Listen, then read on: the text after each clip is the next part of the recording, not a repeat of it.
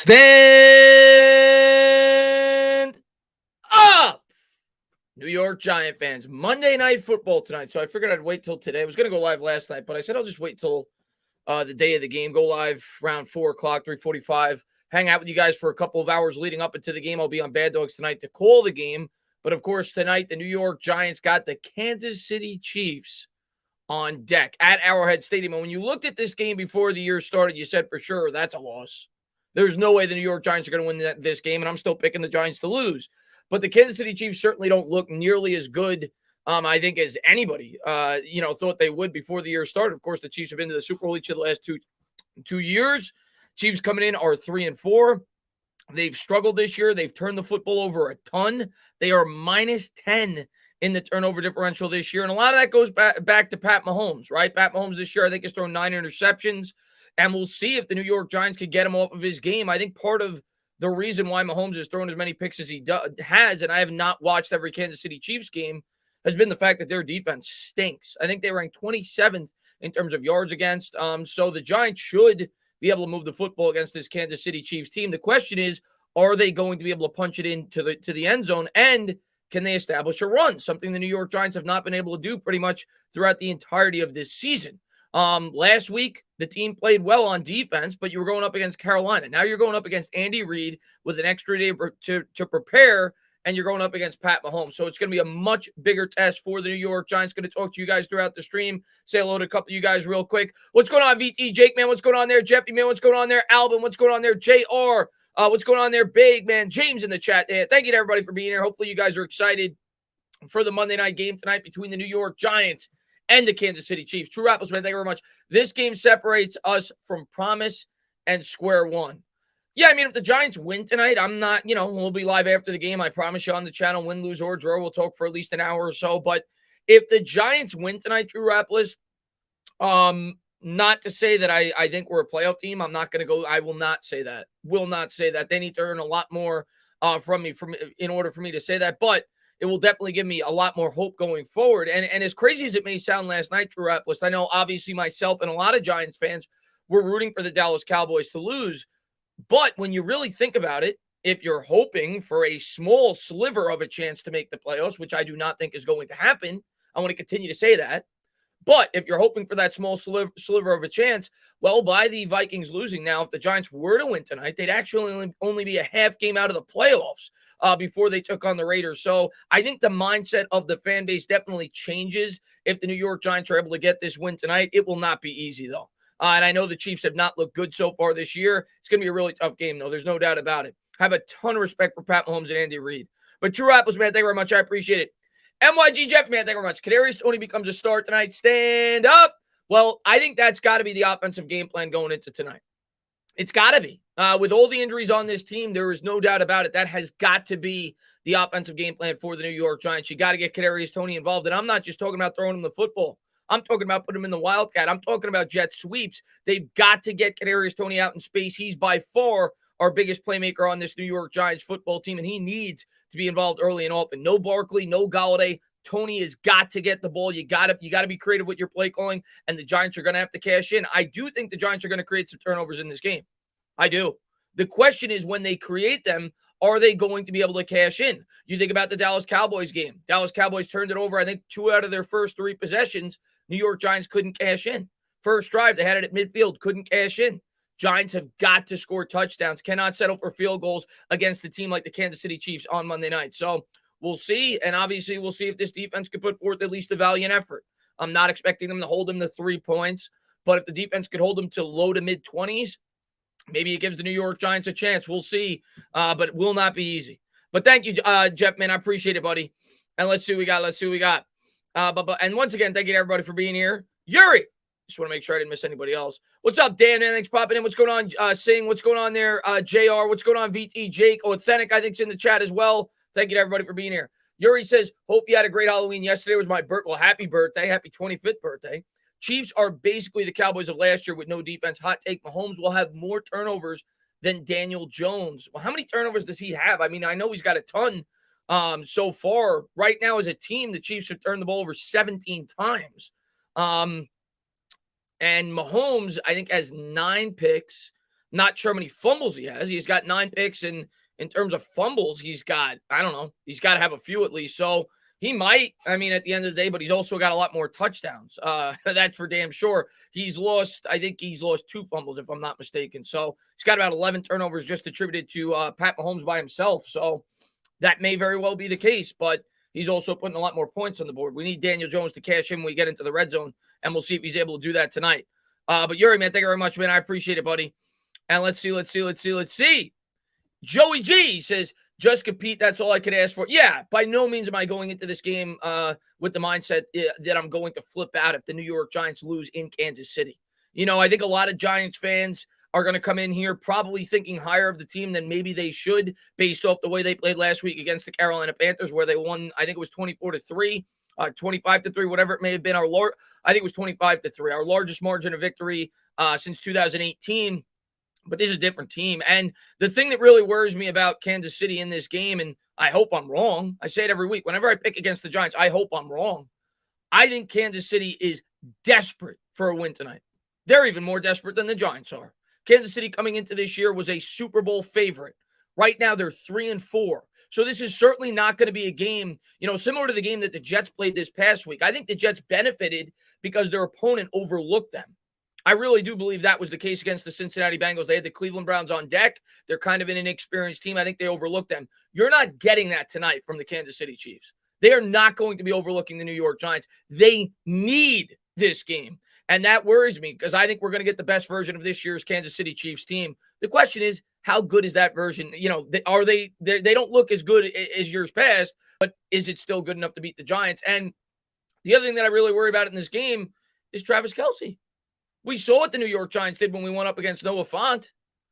Travis Kelce scares the hell out of me in this game. How are we going to match up with him? Of course, Tyreek Hill is a burner on the outside. So they've definitely got a ton of weapons. If the New York Giants are going to stand a chance, that pass rush has to get home.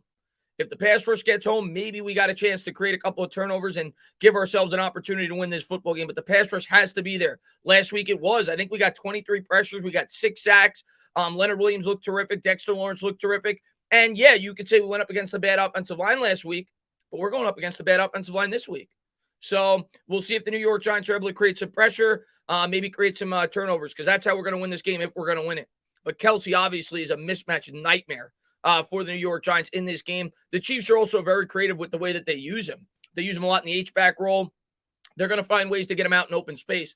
Gabriel, man, thank you very much. Garrett gonna call a good game, and Daniel Jones will put his team on his back tonight. Stand up. Hey, man, I thought Garrett last week, and I say it all the time, I think Garrett catches a lot of slack from the fan base, sometimes rightfully so. I thought last week Garrett called a hell of a game for the New York Giants. I thought he did a great job in terms of getting Daniel Jones out in space, rolling him out of the pocket, giving him opportunities. Obviously, you still got to worry about our offensive line going into this game, even though Kansas City's defense isn't very good. But I need to see more of that in this game. And like I said, I need to see Tony utilized somewhat in the Wildcat. I think that there's big play opportunities there.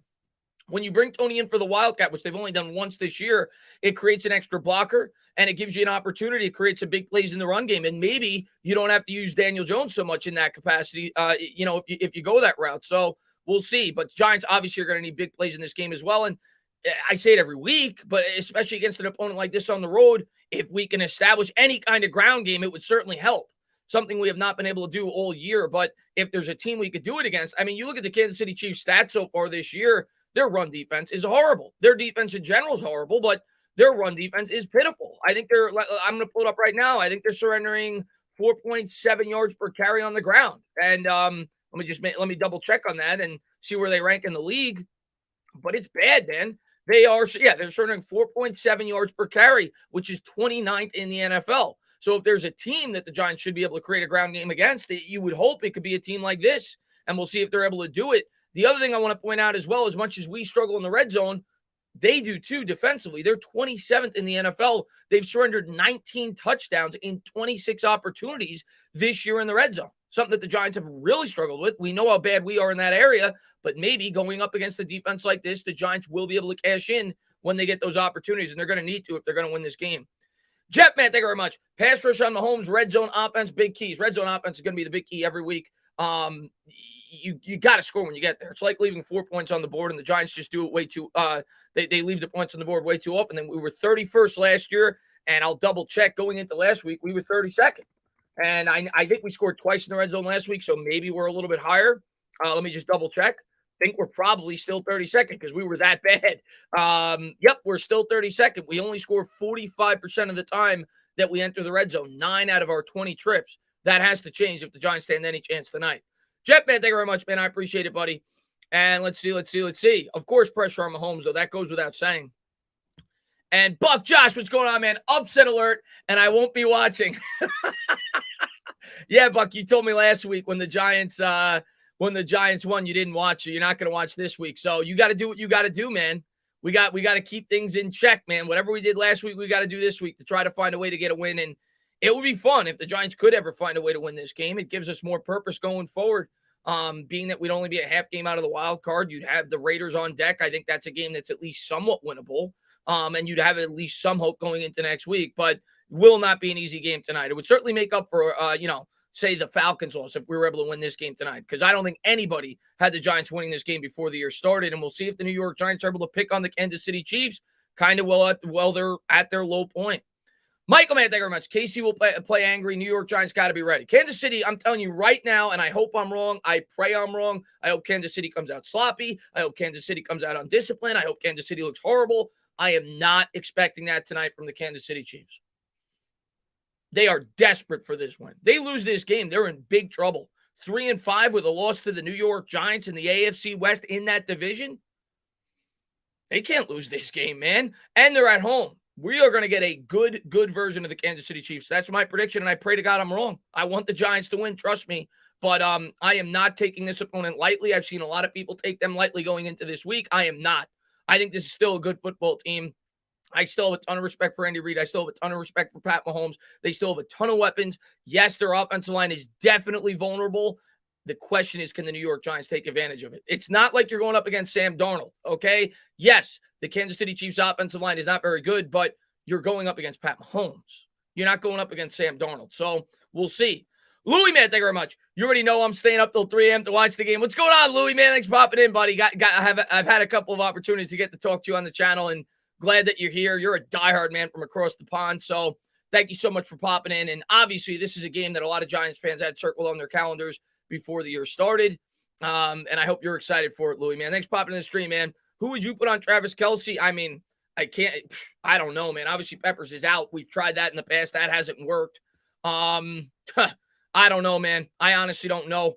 You got to try to bump him at the line of scrimmage, try to knock him off of his routes. The Giants, to their credit, did a good job against Kyle Pitts, and maybe they could find a way to try to duplicate that. But Noah Fant killed us that first time out when we put a safety on him. I think Giants got to try to double team him and get physical with him at the line of scrimmage, try to disrupt the timing of the pattern. You're not going to be able to shut Travis Kelce out. You're just not. He's a mismatch nightmare, and obviously a guy that you really worry about in this football game, but you got to do everything in your power in order to try to minimize his effectiveness. Flight man, thank you very much. DJ needs a magic Mike White kind of night. Yeah, DJ last week I thought played really well, and we need him to build off of that. Last week, maybe the stats may not suggest it, whatever it may be, what he was able to do with the lack of support that the New York Giants provided him with going up against what was going in a top 6 defense in the NFL. They couldn't run the ball. They couldn't block to save their lives. They had to roll him out every play. I thought Jones played really well. And a matter of fact, I expect Daniel Jones to play really well tonight. The question is it going to be enough to give the New York Giants an opportunity to win? But I do think Daniel Jones will have a good game tonight going up against this Kansas City Chiefs defense. I really do. I just, obviously it's going to be tough to go tit for tat with Pat Mahomes. If he ever did, I think the mindset of the fan base would change drastically, at least this week on Daniel Jones, and for those of the people that are doubters. But if we're going to win this game, Daniel Jones needs to come out and he needs to play top notch. He needs to play at least as good as he did against the New Orleans Saints if the Giants are going to have any chance to win this game. Joey G, man, thank you very much. If we get blown out, changes will be made. I mean, I think if the Giants lose tonight, whether it's a blowout, whether it's a close game, obviously, I think the probability of the New York Giants making a trade tomorrow, the last day before the trade deadline, goes up. I mean, if you're 2-6, it's obviously much more likely you're going to be sellers than if you're 3-5. So in terms of player personnel, yes, I think there will, at least the probability goes up that the New York Giants will look to trade away Evan Ingram, who you've heard time and time again throughout this trade deadline period. Darius Slayton, guys like that could certainly be on their way out. Out of New Jersey if the New York Giants do lose tonight. If they win tonight, it'll be interesting to see what they do tomorrow at the trade deadline, whether they stand pat, whether they still sell, whether they're buyers. But at 3-5, I would not be surprised at all if the New York Giants don't sell. I'd probably still be a little surprised if they were buyers, but I think I'd be a little bit surprised if they sold, if they won tonight, beating the Kansas City Chiefs, getting to 3-5, only being a half game out of that final wild card. I still wouldn't want them to be buyers, though. I don't want to give up future draft capital. In terms of the coach, Joe Judge is not getting fired in season. It's just not going to happen. And we'll see. We'll see what the rest. In terms of the coaches underneath them, but I don't really see them making any major changes. Like a lot of people talked about firing Gettleman before the trade deadline. Well, the trade deadline's here, so at this point, it's really not going to benefit you other than making the fan base happy if you fire Gettleman tomorrow. He's not going to be able to make any more trades going forward for the rest of the year after tomorrow. So I don't know. I don't think you're going to see any major changes until at least the end of the year draws much closer than it is now. I don't expect the New York Giants to have any high profile firings in terms of the head coach or the GM. Maybe with 2 or 3 weeks to go in the regular season, if the Giants are doing horrible, maybe you try to get a leg up on the competition and maybe make a move then. But I don't see them making any major changes to the head coach or the GM until at least closer to the end of the season. Yuri, man, thank you very much. I hope we pick on DeAndre Baker if he's playing. Yeah, so do I, man. So do I. That'd be nice. But Yuri, man, thanks so much for popping in the stream, buddy. And let's see. And once again, thank you to everybody for being here. I appreciate all the support you guys always show. And I just want to make sure I didn't miss anybody. Sometimes these skip. That's why I pull up both chats. And they did skip. So good thing I had it up. No, it didn't actually. I'm sorry. Chris, I got it. MY Giants 26. I forgot to bring it down here. I actually opened it up about an hour before I went live. I'll show it during the game. I appreciate it, man. You sent me the comic book from when you went to the Giants game, man. I really appreciate it. I got it in the mail. It's upstairs on the kitchen table, but I'll bring it down for the stream with Bad Dog. I just forgot to bring it down for the stream. But thank you very much, man. I really appreciate it, buddy. I just got it today. But thank you very much, my man. And let's see. And Quinn, he says, is the plan to have Adoree' and Xavier on Tyreek because Bradbury isn't the fastest? Yeah, I actually think I brought that up like 3 weeks ago. When people would ask me, would you put Adoree' on the number one option? And I said, in certain circumstances, I think it's possible. And it was one of the circumstances I brought up because Adoree' is a quicker corner than a guy like James Bradbury, and it may be the better matchup just for tonight's game. I still think James Bradbury is the guy that you trust more. He's played very well this year. But the other thing I'll say is this, man. The Giants don't travel in terms of their cornerbacks. They put Bradbury on one side. They put Adoree' Jackson on one side. And that seems to be what they traditionally do. At least that's what I've seen. Maybe I've missed that this year, but I don't think the New York Giants travel. I think they're going to put Bradbury on one side. They're going to put Adoree' Jackson on the other. But if there was ever a game where you were going to put Adoree' Jackson on their number one, it would be today because he definitely has more speed than that of James Bradbury. Obviously, you're going to need safety help over the top going up against a guy who, in my opinion, is the most electrifying wide receiver in the NFL in Tyreek Hill. Like, you're going to need help. There's no doubt about it. But, yeah, he's going to need help, whether it be, whichever safety. He's going to need help tonight, who's ever guarding him. You can't expect one cornerback to just shut that guy down throughout the entirety of the game. He's too much of a weapon. Rudy, man, thank you very much. I hope we see a great KC team and we still win. You and me both, man. Well, Rudy, I'm going to tell you what, man. A lot of people say, I want the best of the best. I want these guys to stay healthy, whatever. And I never root for injuries. But me, I just want to win. I don't care how bad the other team plays. I just want to get a win. Obviously, you feel a lot better if Daniel Jones has to go out there and throw 6 touchdowns to win the game, as Pat Mahomes throws 5 or whatever it may be for Daniel Jones, not so much for the defense. But I just want to get a win. I don't care if we win 2-0. I don't care if we win 47-44. I just want to get a win tonight. That's all I care about. Give ourselves at least a small opportunity to have some meaningful football down the stretch this season. And I think if we win tonight, we do that, especially if we could beat the Raiders the following week. If we get to 4-5, I had us at 4-6 before the year started after 10. I had us finishing 9-8. I'm not predicting that. Again, I think we're going to lose tonight. I have the Chiefs beating us between, I'll say, 10 to 17 points. I hope and pray I'm wrong, but I think the Chiefs are going to come out hungry tonight. But if we do beat the Chiefs, I think it at least opens up the possibility of the New York Giants having an opportunity to finish with 8 or 9 wins by season's end. But going to be a really tough game tonight. We'll see. Giants got to be on their A game, no doubt about it. But Rudy, man, glad to see you, man. Hope you're doing well.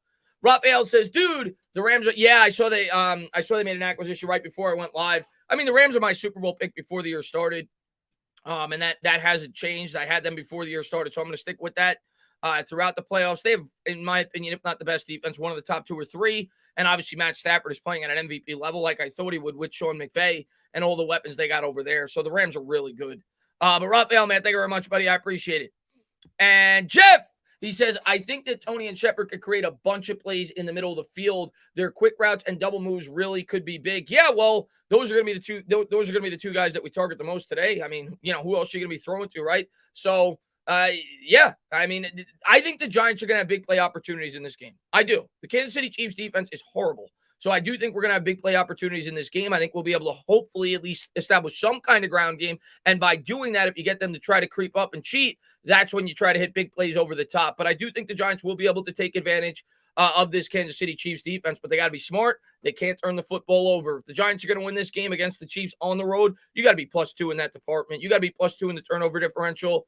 And you got to try to find a way to win the time of possession. So we'll see. But yeah, I definitely could see big days for Tony, for Shepard. This is a bad football team in terms of their defense. Yeah, their defense is just not very good. I mean, you look at it, not just the run defense. Overall, the Chiefs this year, I mean, they rank 31st in terms of yards against, 27th in terms of points against.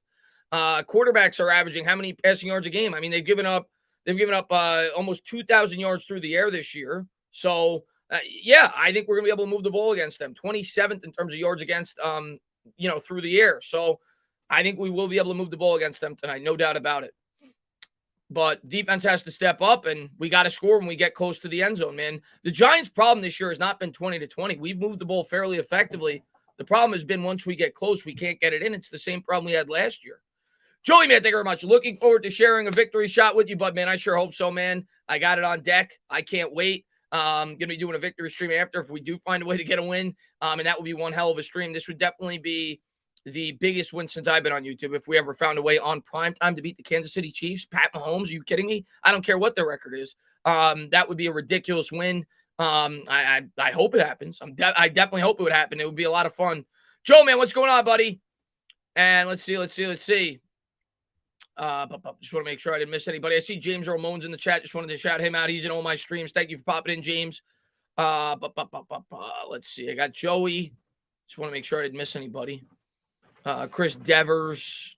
Yeah, I missed Chris, but I got you here, Chris. 6-1, baby. Dallas is the class of the NFC. Boom. Yeah, you're definitely the class of the NFC East. That's undeniable.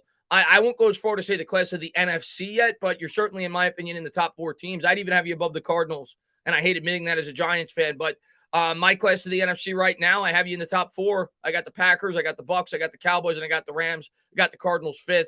I think what you guys showed last night, I mean, if I'm being completely honest as a Giants fan, for you to go out there and be able to win with your backup quarterback, I mean, it just goes to show, I say it all the time, you guys build your team the right way, and the Giants need to try to mimic that, man.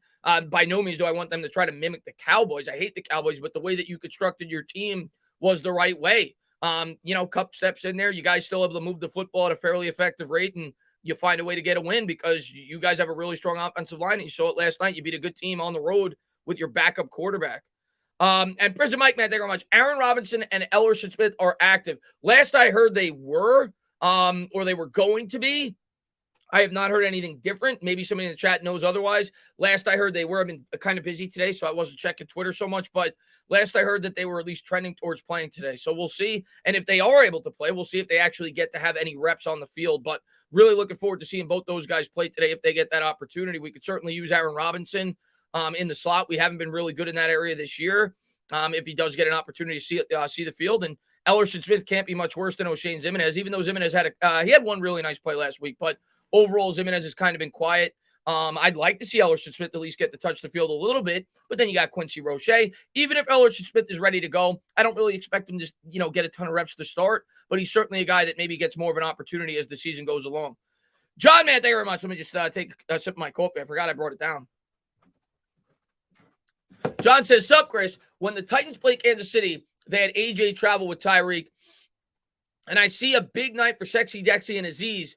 Also, did you hear about Miles Jack rumor? I did not hear about the Miles Jack rumor. People have been talking about Miles Jack with me, though, not just with the Giants, like around the NFL now for like 2 weeks. So I assume that what you're referring to is the Jaguars potentially are looking to trade him, former first-round pick. No, but I did not see a Giant-specific rumor regarding Miles Jack. Giants could obviously use some help at that position, but we'll see if that's the case. But as far as Tyreek Hill goes, I would not be against Adoree Jackson traveling with Tyreek Hill. He's definitely the quicker cornerback. And that's what Tyreek Hill brings to the table. No matter who's guarding him, the guy's going to find ways to get open. Like I said, in my opinion, he's the most dangerous wide receiver in the NFL. Anytime Kansas City has the ball, I don't care where they are on the field, they could score a touchdown. And he's a big reason why. So he's going to be tough, man. He's definitely going to be tough. Sexy, Dexy, Aziz, those guys are going to be crucial in this game in terms of getting pressure up the middle. And Leonard Williams as well. Leonard Williams has done a great job the last 2 or 3 weeks. And maybe some of the fan base is starting to get off of his back. I know, there's going to be certain fans just because of how much the guy got paid. If he has, a game where he doesn't get a sack, they're going to say he's horrible. He's got 4.5 sacks. The guy's played pretty well this year. He's been facing more double and triple teams. He's still found a way to be pretty effective. Leonard Williams is far from the problem on this defense. There's a lot of other guys that you could point to. Leonard Williams has actually done a damn good job overall this year, in my opinion, when you factor in the loss of Dalvin Tomlinson. For him to still be pretty effective, kind of on par with what he was last year in terms of the sack department, getting pressure on the quarterback. We're going to need to see him show up tonight as well. Dexter Lawrence, I thought, actually looked really good last week, and he has a favorable matchup this week, going up against a suspect offensive line. So we'll see if the interior portion of the defensive line for the Giants could get the job done tonight. John, Matt, thank you very much. Stand up, the entertainer. How are you, my friend? I know it was against Detroit, but I will take it. How was the mighty Washington team has fallen? Go Eagles. Yeah, I mean, listen, man, I'll tip my cap to you guys yesterday. I thought you'd win. I thought it would be a really close game, though, because Detroit was kind of a strong 0-7, and I thought they legitimately had a chance to win that game, but you guys blew their doors off. So I tip my cap to you. I thought the Eagles this past week did a much better job in terms of getting the running game going. You guys did that, and if you guys continue to do that, maybe you have a chance to win a couple of football games this year. But yeah, you guys look really good yesterday. Nikki, man, thank you very much. I am absolutely stunned. You said a 17-point. Nikki, man, I'm going to call it how I see it. I'm not going to be, Nikki, when I say the Giants are going to win, I get torn to shreds. I'm going to say what I feel and what I feel about this team until proven otherwise. And maybe it will help the Giants because last week I thought we were going to lose and we won. I think the Chiefs are hungry. I pray to God I'm wrong. But yeah, I think the Chiefs are going to cover. I got them between 10 and 17 points tonight, and I hope I'm wrong. I definitely think the Giants could keep it much closer than that. But, yeah, I'm scared of the Chiefs. I am not going to downplay this matchup at all. I've seen some people doing that. I will not. I think the Chiefs are a good team. I think they're a hungry team. And I hope the Giants go out there and they find a way to get a win. And I think, if certain things bounce our way, we got a shot. But I am not going to be a guy that's going to come on here and lie to you guys and tell you that I think we're going to beat the Kansas City Chiefs because I don't. But I'm going to be rooting my ass off and come kickoff in the back of my head. I'm still going to have at least a glimmer of hope that we can find a way to get a win tonight. Henry, man, thank you very much. Jones' first primetime win is tonight. Book it. Man, I sure hope so, man, because if Jones wins tonight, I think a lot of people get off his back and at least let him finish the season and see how he looks by year's end. It's a big game for Daniel Jones. It's a big game for the New York Giants. And we'll see. We're still gonna have our troubles, man. With Andrew Thomas not in there, that's a big effect. But I expect them to try to utilize Kadarius Toney a lot in this game. A lot of quick passes over the middle, finding ways to get him out in open space. And we'll see, man. But hopefully Daniel Jones comes to play tonight, man. We need it. Bill, man, thank you very much. I'm surviving this season with an any given Sunday mentality. Saints game shows we can hang with decent teams. Stay positive. Giants faithful. Bill, man, any given Sunday, man, you saw it yesterday. The New York Jets won against the Cincinnati Bengals. New York just beat the Titans. They beat the Bengals. So, yes, any given Sunday, anything could happen. Will I be shocked if the Giants win? Yes. But do I think it's impossible? Absolutely not. I think they have a chance. You always have a chance when you step on a football field in the NFL. We'll see. We'll see. It comes down to, good game planning and being effective with what your coaches, plan for you to do throughout the week. So we'll see if the New York Giants can hang with the Kansas City Chiefs tonight, man. I'm looking forward to the game. And let's see. But Bill's the man. Glad to see you here, buddy. And Riff Reaper says, stand up. Hey, what happened to you, Joy? I did not move to Texas. It kind of fell through. I did not move to Texas, but maybe in the future. But yeah, right now I still live in New York, man. But thank you for popping in, Riff Reaper. Willie Bum Bum says, let's go, Brandon. I appreciate you popping in, Willie Bum Bum, man. Thanks for being here. Trey says we're going to win, man. I sure hope you're right, man. You said we're going to win last week. You were right. I'm going to go into the game thinking we could win. I'm going to be rooting my ass off for the team to win. But I'm not going to set way too high expectations. I'm going in expecting a loss, and I pray to God I'm wrong. I want them to win just as much as anybody else, man. What's going on there, Gills, man? Thanks for popping in. And Kayla, man, thank you very much. Will you be watching the? No, I can't. Well, I'm going to be calling the game, and it's much easier to follow the game when the Manning Cast isn't on. I'll be taping the Manning Cast so I can watch it back. But no, when you watch the regular cast, you get the full screen. So it doesn't really matter during the game. I can't hear it anyway. I'm doing the play-by-play. So, no, I will not be watching the Manning Cast, but I will be taping it and watching it back because I am interested to see what Eli Manning has to say about his former team throughout the game. Should be a lot of fun for Giants fans to get to see that in real time. So, yeah, I will not be watching it during the game, but I will be watching it after. What's up there, Duncan? Man, thanks for popping in the stream, man. What's going on there, Grim? Man, thanks for popping in. If the Giants win, what are you thinking from there? I mean, I think next week becomes a must-win game again. You know, you can't lose to the Raiders because honestly, I don't think we're beating the Bucs. But like I thought preseason, if the Giants get to 4-6, I think they could go 9-8. I look at their last 7 games. I think we could beat the Eagles. We play them twice. I think we could beat Washington at home. I think we could beat the 1-6 Dolphins. And I think we could beat, there's another team, the Bears, I think we could beat. So if we could win 2 out of the next 3, I think it at least gives us a chance to compete for the playoffs. But I would still view the Raiders as a must-win game. Even if we won tonight, the Raiders would be a must-win game. And Ultimate Madman, thank you very much. Jones has a huge game tonight. Let's go blue. I think he's going to have a good game. That is one thing I will say. I think Jones is going to have a good game tonight. I'm not going to put stats on it. I think he's going to play well. I think Daniel Jones will play well tonight. Willie Bumba, man, thank you very much. First time to start the same 5 offensive linemen in a back-to-back game. That's crazy. I was not aware of that stat. I knew that they had 5 different left guards over the first 5 games, but I was not even aware, or maybe 4 different left guards over the first 4 games, but I was not even aware of that stat. That's insane. It just goes to show you some of the bad luck the Giants have had this year regarding injuries and, some of the lack of depth that we have as well. But we've certainly had bad luck on the offensive line. If there was one part on this team, and we didn't address it too much in the offseason, but we've had a ton of bad luck in terms of the injuries there. Nick Gates going out for the year, Shane Lemieux going out for the year, Andrew Thomas now missing time. We've had a lot of bad luck at that position. And, hopefully a little bit of familiarity this week helps the New York Giants find a way to block. Let's see what we got here. I'm here. How are you? What's going on there? Brandon, man, thanks for popping in the stream, man. Most disappointing in the secondary this year? I mean, overall, I'd probably still say Bradbury, but Bradbury's played better as of late. But yeah, overall, I'd probably still say Bradbury. Got off to a slow start for the Giants this year. Jared Mercado says, I think we all want an upset tonight. We need an upset. Giants coming in as 10.5-point underdogs. We need an upset tonight, and we'll see if they can do it. You know, I'm not going to go in way too high, though. I'm not doing it. I thought for sure we were going to beat the Falcons. Didn't do it. I thought for sure. I thought we were going to beat Washington from within the game. I actually picked Washington before the game started. But I'm not doing it. I'm not setting myself up to be completely disappointed, and I'm not doing it. I hope I'm wrong, though. I really do hope the New York Giants go out there and find a way to get a win. Let's see what we got here. Giants -10. Book it. Let's go, Mike. The Chiefs lose to a 4 Super Bowl contenders, and people think they're a bad team. They're still very good. I agree. The Chiefs are very good.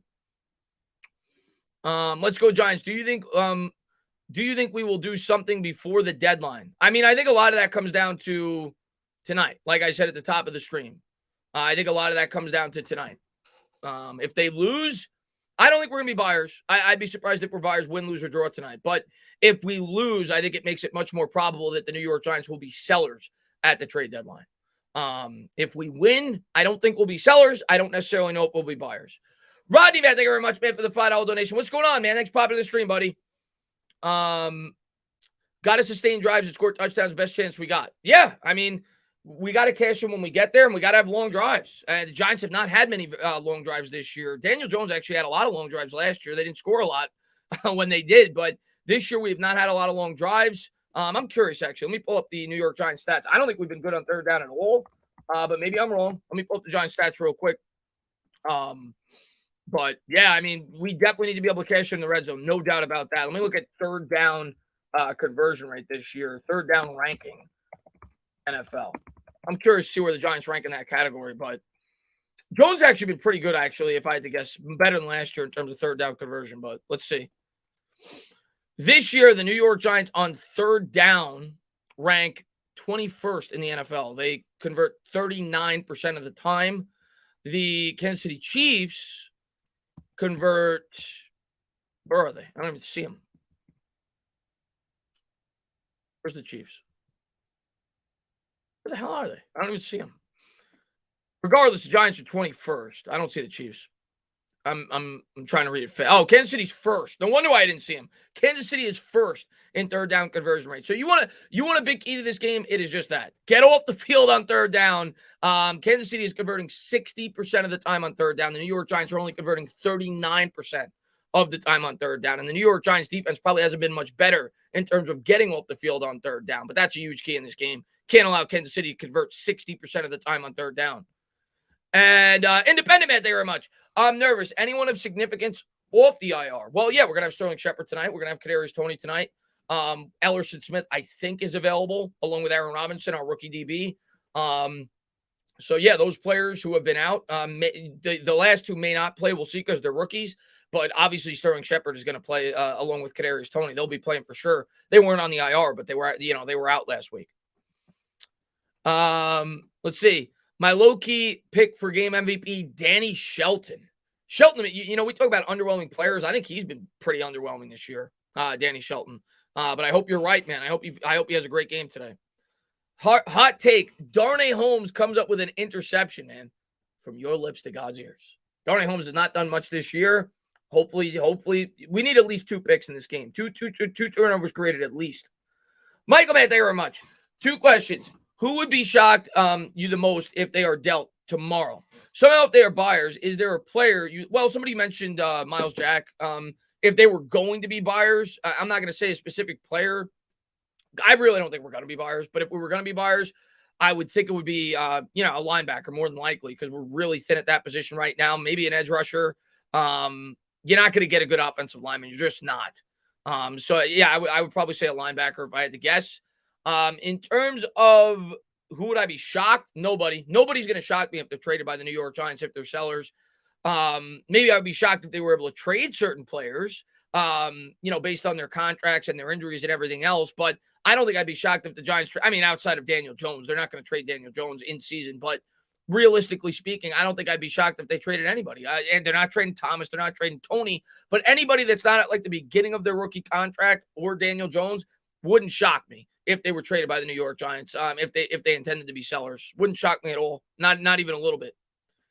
No, I don't think Kenny Golladay is active. No, he's out. What's going on there, Joe? Man, thanks for popping in.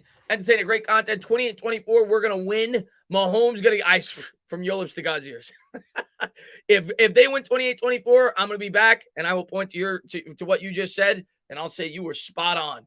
Brett, man, thank you very much. Hey, Dana, love your streams. First time donating, man. Well, I appreciate that, Brett, man. I see you in my streams all the time. You're in my Knicks streams as well. So appreciate all the support. Unfortunately, I'm not going to be able to call the Knicks game tonight because we got the Giants on. But I will be calling the next Knicks game. So always love doing those as well. So appreciate you for popping in, man. And thank you for all the support on the channel. On a scale of 1 to 10, how well has Daniel Jones played? I mean, you're going to have Daniel Jones haters or doubters that are going to say he's a 3. I'm not going to say that. I also factor in the support around him. I would say about a 7. I 7.5. I think we talk about consistency with Daniel Jones. I think he's had 3 very good to great games. That being last week, that being the Washington game, and that being the Saints game. I think he's had 3 okay to slightly below average games. The Cowboys game I'm not going to count because he got hurt like in the beginning of the second quarter. And he's had 1 atrocious game. He's committed 4 interceptions this year. 3 came in 1 game. The other one was an interception before the half. So I would say about a 7 or 7.5 for Daniel Jones. He just doesn't have any support on this team. The offensive line has been a joke. They've had a ton of injuries. So I'd probably say about a 7 or 7.5 so far for Daniel Jones this year. And Bill Emmett, thank you very much, man. He says, pray Ingram has a great game and we get a 3rd rounder from the Packers or other teams looking for a promising player that almost always disappoints. I would love if that helps Ingram up his trade value in any way, shape, or form. um, by all means, and there were rumors that a lot of teams were interested in Ingram. And quite frankly, I'm not surprised by that. If there are teams interested in Evan Ingram, because I've always thought that Evan Ingram, and I'm going to tell you right now what I think is going to happen if and when Evan Ingram moves on from the New York Giants, whether it be via trade, whether it be via free agency. I think he's going to be good. I think he's going to go to another team. I think he's a head case. I think it's all in his head with New York. I think he's nervous. I think that goes to a lot of the problems that he's had with the New York Giants. And I am not surprised that there are some teams that are somewhat interested in his services. Teams that may be Super Bowl contenders. You look at a team like the Rams. I could definitely see them trying to bring him in. Maybe even a team like the Packers. I know they got Tanyan, but he hasn't done much this year. I would not be surprised at all if the New York Giants trade Evan Ingram. I know Giants fans can't wait to get him out of here, myself included. But don't be shocked, Giants fans, if Ingram lands in another spot and he ends up being a good player. Just can't. It's not going to work out here. But thank you very much, man. I appreciate it, buddy. And let's see what we got. Goat, man, thank you very much for the dollar donation. And Ingram's not going to be back next year. There's no way the New York Giants could pay him. They'd be silly to do so. They have no cap money to begin with. He's not going to be back with the Giants. So if you get anything that's a decent price for Evan Ingram, you do it. It's not like he's been a big contributor. I know he doesn't have a lot of drops this year, but the guy only has like 170 yards. If you get something decent for Evan Ingram, you do it. He's not going to be back here. There's no way they're re-signing him. And if they do, I'd be pretty pissed off, to be honest with you, unless it was a really team-friendly deal. And I just don't see that happening. Pack Rat, man, thank you very much. Fingers crossed for a birthday win. We would have been thrilled if they told us at the start of the season we would tie the Chiefs record-wise with a win tonight. Listen, I'm going to pull up the standings for you right now. I actually think it would be a game out. So, because the Panthers won. Yeah, I don't need to pull them up. I know that. The Packers are 4-4. If the Giants win tonight, they are a game out, and they'd hold the tiebreaker against the Panthers of the last wild card spot. So, you win tonight. I think the fan base's mindset changes a bit. They're at least somewhat hopeful going into that Raiders game, and we'll see, man. Hopefully you get your birthday wish, and hopefully the New York Giants find a way to get a win. Your score prediction, I'm going to have the Chiefs winning, man. I'll go 34-24 Chiefs. 34-24 Chiefs. Roddy, man, thank you very much. The offense has to show up. Good play calling and red zone touchdowns are important. Can't leave points on the field. Let's go, Big Blue. Yeah, I mean, we only have 9 red zone touchdowns all year. We're gonna need to score in the red zone tonight, and we're gonna need big plays as well. And hopefully Garrett comes out with a good offensive game plan, man. Hopefully he comes out with a good offensive game plan. I thought he did last week. He needs to continue to build off of that, but it's not going to be easy. Hopefully we can establish a ground attack going up against this Kansas City Chiefs defense. Because the best, and I said the same thing when we played the Cowboys, even though the Cowboys defense is definitely better than the Chiefs, but the best defense against the Chiefs is keeping their offense off the field. That's the best chance to beat this team. You got to keep their offense off the field. And in order to do that, you have to at least have a balanced offense. You have to be able to run the ball fairly effectively, something the Giants have not been able to do all year. But if they're going to be able to do it, this may be the team they're able to do it against. Brian, man, he's a big Chiefs fan, man. What's going on, man? Thanks for popping in the stream, buddy. He says, as someone who knows this team well, we will probably keep the game close with y'all early, and the defense will be horrible on average. Well, I hope you're right. I'm definitely not underestimating your football team. I know you guys struggled a little bit against Washington in the first half, and then I think you kind of blew them out, if I'm not mistaken. So Giants, as Joe Judge always says, got to play 60 minutes, guys. We got to play 60 minutes. Giants got to show up and play 60 minutes. Can't play 30 minutes. Got to play a full 60. And Goatman says, how many sports teams do you have that are good? I mean, I'm a fan of 3 teams. I'm a fan of the Giants, the Mets, and the Knicks. Those are my 3 teams. And right now, the only one that's good is the Knicks. The Mets I have hope for because of their owner. The Giants, we'll see at the end of the year how I feel about them. Right now, not too good. But we'll see at the end of the year how I feel about them. But right now, the Knicks are the only good team that I root for. And let's see. But Goatman, thank you for popping in. Graham, he says, not selling with guys not in long-term plans just because of a win tonight should be short-sighted and fall in line with the mindset that got us here. Not selling with guys not in the long-term plans. Well, Graham, I mean, if you get blown away by a deal, I agree. You still do it. But I think, Graham, I think it's much more I don't want them to be buyers almost no matter what. Unless they're able to get a guy that it makes sense long-term. You know, I'd have to know like the I guess the trade, you know, the hypothetical trade, but more than likely I do not want to be buyers. I just don't. I'm not sold on this team being a true, like, if we're being honest with ourselves, if the Giants made the playoffs, do you see us winning 3 games against 3 of these teams all on the road with this New York Giants team, with the offensive line we have, the Dallas Cowboys, the Tampa Bay Bucks, the the Arizona Cardinals, the Rams. So with that being said, if you're not going to be able to compete to win a Super Bowl, why would you give away future draft capital? That's my mindset on it. So I do not want to be buyers. I just think it's much more probable we will be sellers if the New York Giants do lose tonight. But thank you very much, buddy. I appreciate it. And let's see. J-Man, thank you very much. Do you see Jones having a big game running the ball? I mean, I could. He did a pretty good job running the ball last week when he was given the opportunity. I don't want to see him take too many shots. We've been worried about that week in and week out. It's kind of why I've said throughout the stream that I really want to see Kadarius Toney utilized a bit in the run game, whether it be the Wildcat, whether it be, jet sweeps, things like that. But yeah, his legs are always a factor, no doubt about it. It's definitely one of the better weapons on this offense.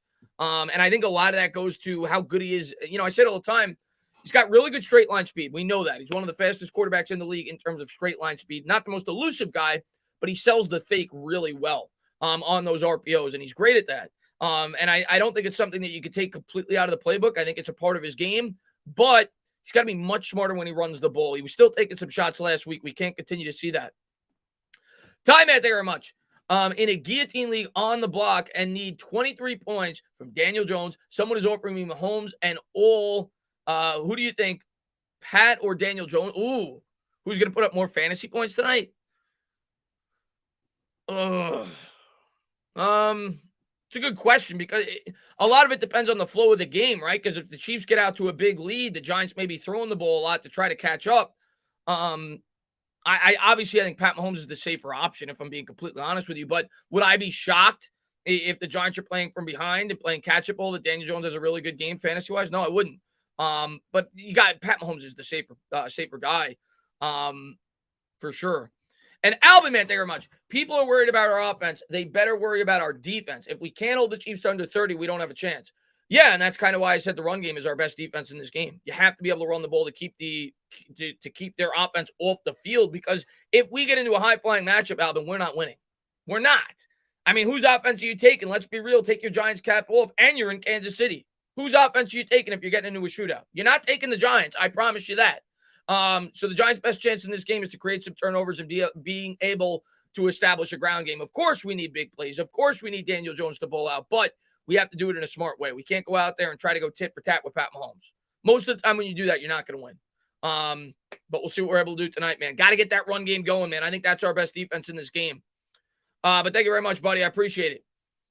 And let's see.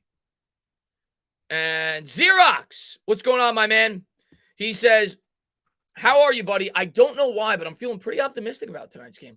Why the hell am I so stupid? You're not stupid, man. You're a fan. You love your team. And, I could see it. I could see why some Giants fans going into this game feel like we have a good chance to win. I could see it. I'm not going to say that, but I could see it based off the way we played last week, based off the way Kansas City played last week, based off the way Kansas City's played this year. So I'm not going to call you stupid. I understand where you're coming from. I'm taking the Chiefs, but I hope you're right and I'm wrong.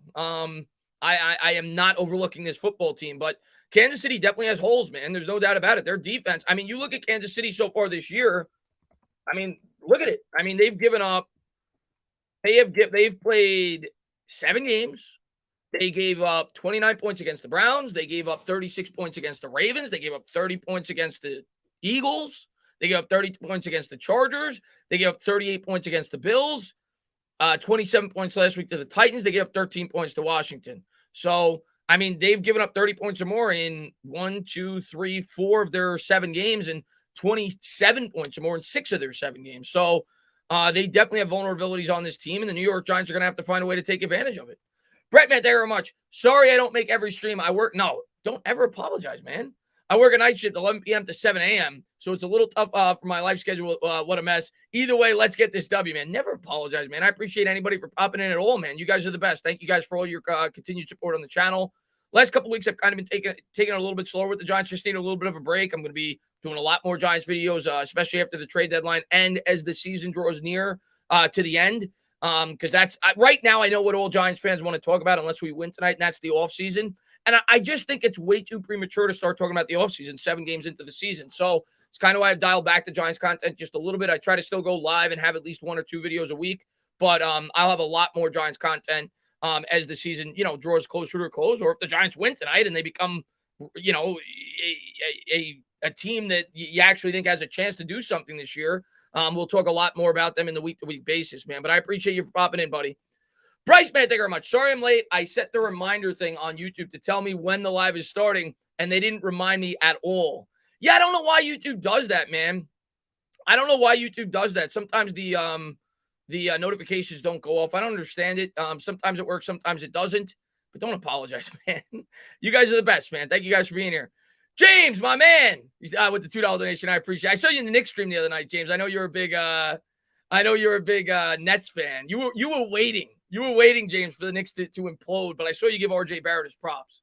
Abe, man, thank you very much. I told you before, I know he's from my hometown, lives down the street from me now, but also the Chiefs GM Veach is from my area in central Pennsylvania. Wow, that is pretty cool, Abe.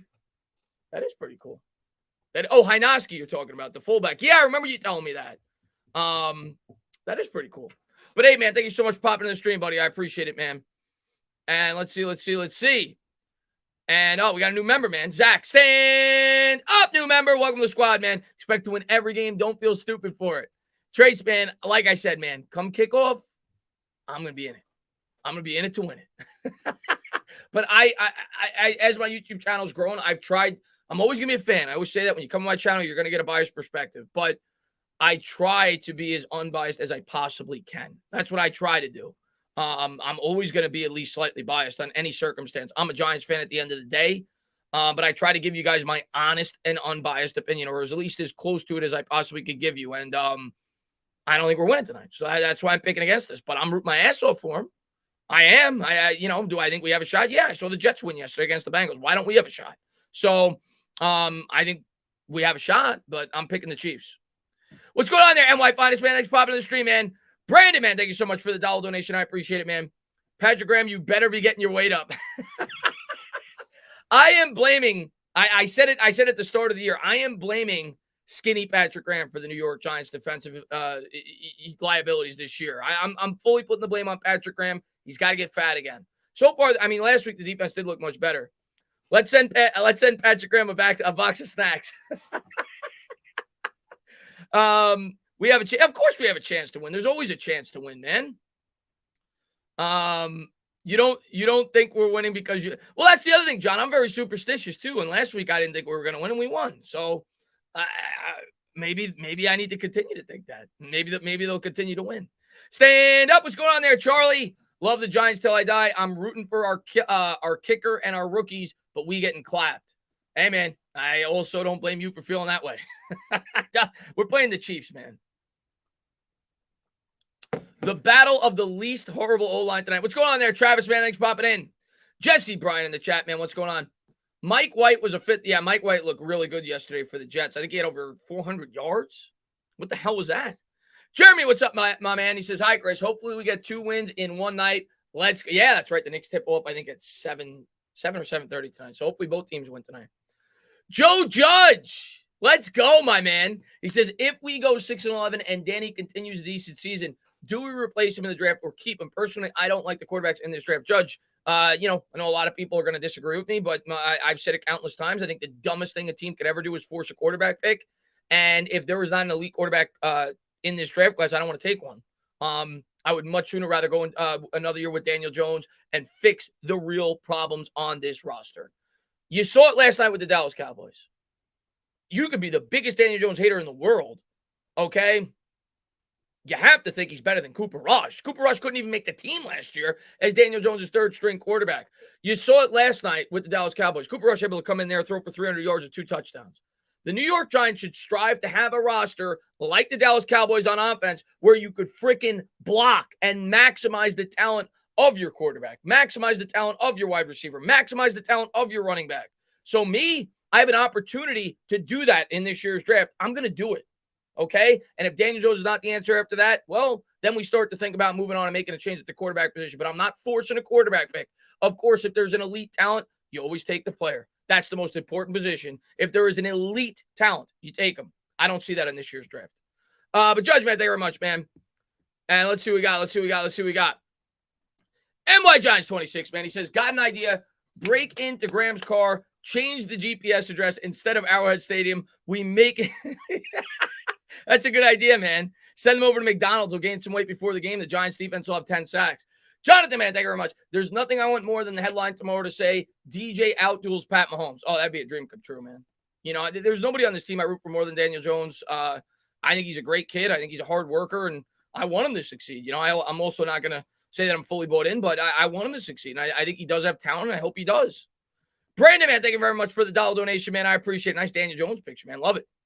And Brandon Hernandez says, weird feeling DJ might break someone's ankles tonight. I hope not. Well, I mean, in terms of just them, you know, falling on the floor, sure. I don't want anybody getting hurt. But, yeah, I mean, Daniel Jones does that routinely on a game, you know, every week. He seems to have a run or two where he completely fools the defense. And Rehearsal, man, thank you very much. Bunch of YouTubers are saying the NFL is rigged. Come on with that. Come on with that. You know, I hear that a lot. And I'm sure there's some people in here that may feel that way. And I'm not saying like there may be a game, you know, a certain instance here and there where maybe they shed some points. I don't know. There's no way I could know that.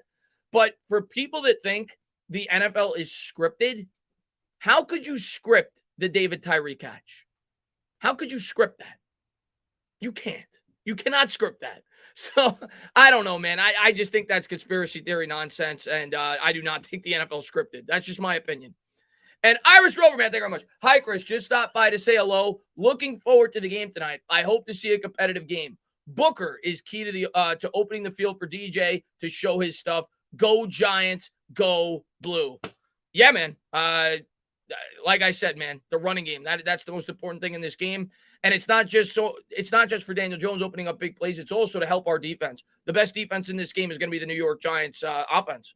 You got to keep Pat Mahomes off the field as much as you possibly can. Try to win the time of possession. Try to win the field possession battle. But the running game is going to be crucial. I'm not saying we got to run for 200 yards, but we have to have a balanced attack tonight. We do. We definitely need to have a balanced attack tonight. We need to have sustained drives, and we need to cash in when we get inside the 20. But Irishman, thanks so much for being here, buddy. Goat, he says, and the next Monday night game, the Giants face the. I know.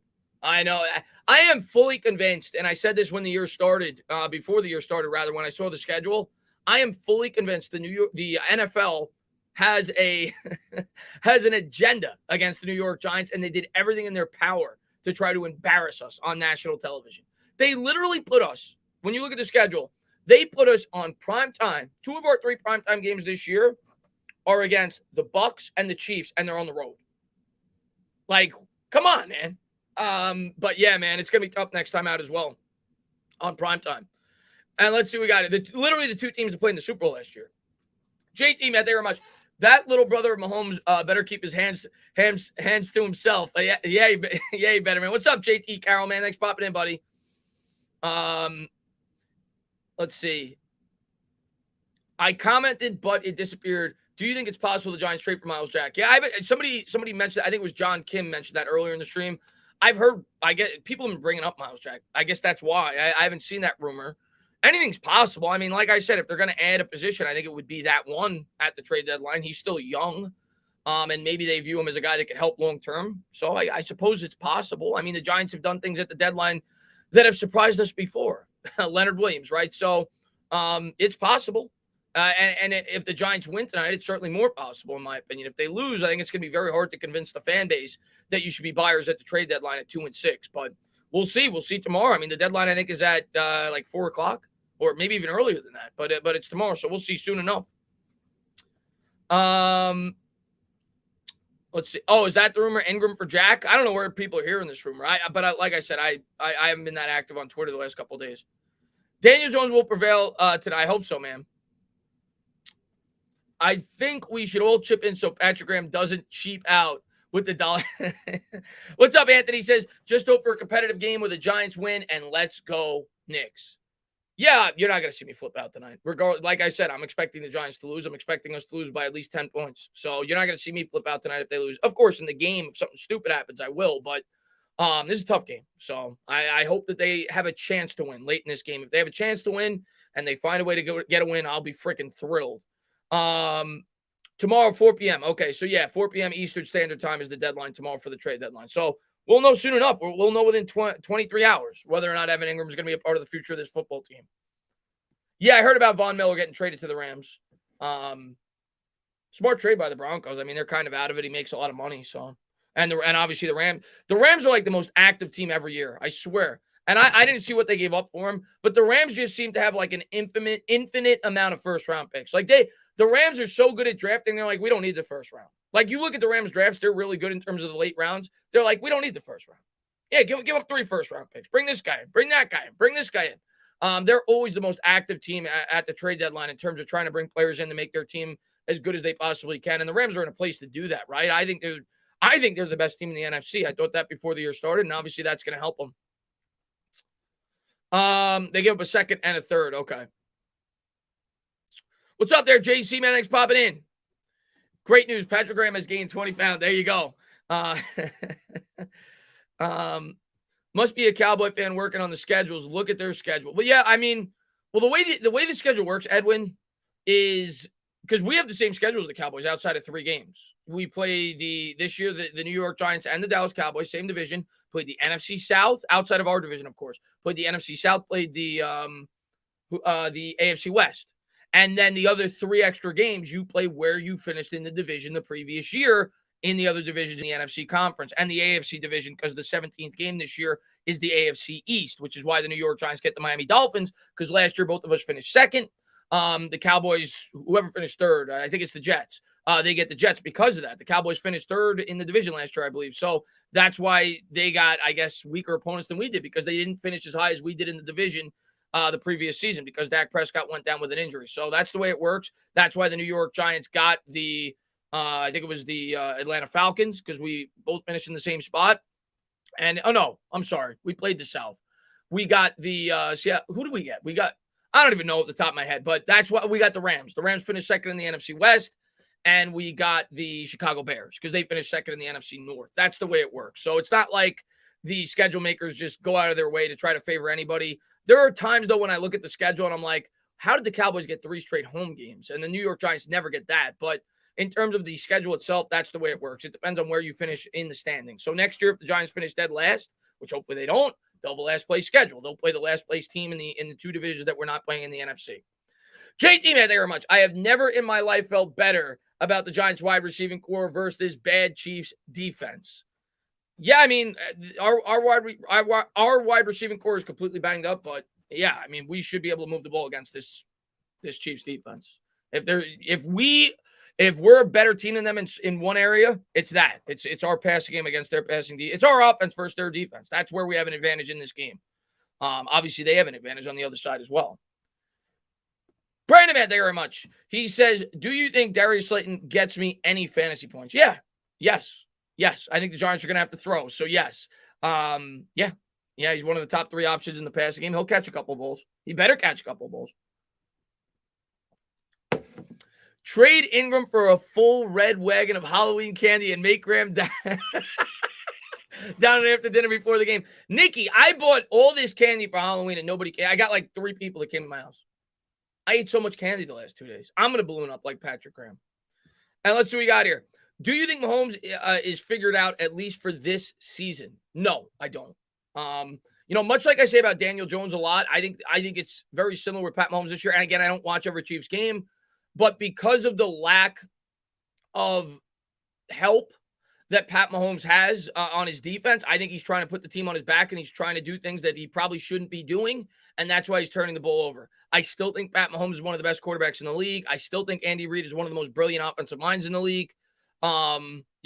Maybe people jump the gun on Pat Mahomes a little bit before they should. Obviously, you see the talent, you see the potential, you see the upside. But and he's fantastic. He's won a Super Bowl. Maybe people jumped the gun a little bit when people started to say he's already a Hall of Famer. He's already better than Aaron Rodgers. Maybe people jumped the gun from that aspect, but he's still going to be a phenomenal quarterback. And I think at some point this year, he's definitely going to get back on track. Oh, for sure. When he has an offensive line, yeah, that's the other thing. He doesn't have a very good offensive line either. He's a phenomenal quarterback. Should the Giants buy heavy if they win tonight? No. For what? Why? What is for anybody that wants to buy heavy, I can understand making a small move because you want to fill in a little hole, whatever. But for anybody that wants to buy heavy, what's the purpose of buying heavy? I mean, ask yourself, Don't just think about the here and now. Don't just think about the next 9 games. And I know we all want to as fans. We want to win the Super Bowl every year. And we see, in the past we've been able to go on unbelievable runs. But ask yourself, be honest with yourself. No matter who you add to this team, and you're not adding a quarterback, so leave that out of it. Do you see the New York Giants being able to compete and win a Super Bowl with this team? Do you think we could beat 3 teams in the NFC in this playoff race? You think they could beat the Cowboys, the Cardinals, the Rams, the Packers, the Bucks? You think they could beat 3 teams 3 weeks in a row? And if you don't feel that way, why are you going to be big buyers? There's no point of being big buyers if you can't compete to win a Super Bowl. So, no, the New York Giants should not be big buyers no matter what happens tonight at the trade deadline. I think it would be a bad decision. Let's see what we got here. And Mike Nixon, man, thank you very much, man. I appreciate all the support you always show on the channel. My man, he says the Rams are literally don't have any picks this draft. They gave up a first for Stafford, second and third because of Von Miller, fourth because of the Brandon Cooks trade a couple of seasons ago, and a sixth because of, and they do it every year, and they still find a way to push forward. The Rams they definitely do it a different way, and there's several ways to be able to build a football team properly. I still think the best way to do it is the way the Steelers do it, the way the Patriots do it. Very rarely do you see them trade draft picks, and they build through the draft, and it's why they have long-term sustained success. But you can do it both ways, and sometimes maybe you can do a little bit of both. But I still think you win in the draft, but the Rams have been able to disprove that at least somewhat, even though they have drafted very well. They just haven't had a lot of early draft picks. But I think long-term, still the right way to build a football team is in the draft. Yeah, well, they should be going for it this year, Albin. But maybe Garrett will let DJ. Rams are not at the first. Yeah, I know. It's ridiculous, Authentic. They always trade away the first round pick. They always trade away the first round pick.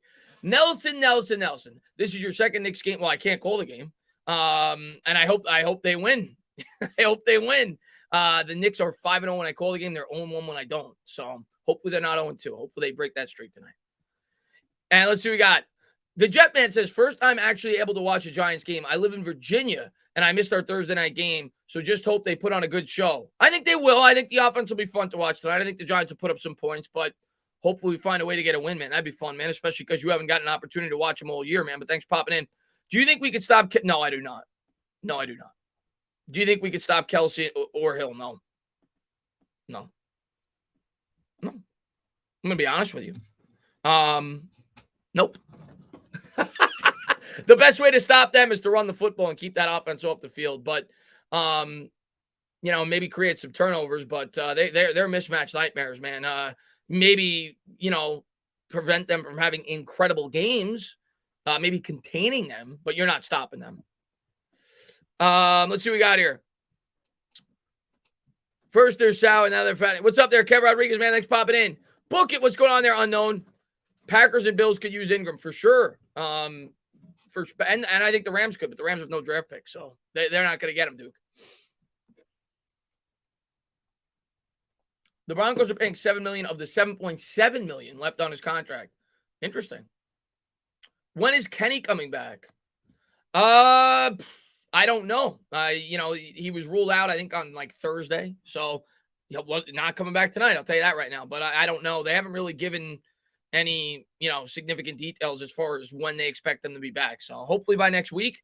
It sounded like they were at least getting closer. Barkley and Golladay this week, I think they were on the practice field in some capacity. But yeah, obviously not going to be back tonight. If I had to guess, I think it'll be after the Raiders game, because I think, if I'm not mistaken, maybe somebody in the chat could correct me if I'm wrong, I think the Giants have a bye after this game. So it would give them 2 weeks to get ready for the Bucs game. So if I had to guess, I would say the Bucs game is when I expect Golladay and Saquon Barkley back. I probably don't expect them back in 6 days on Sunday. I would say after the bye. That's when I would expect to have them back. Let's see.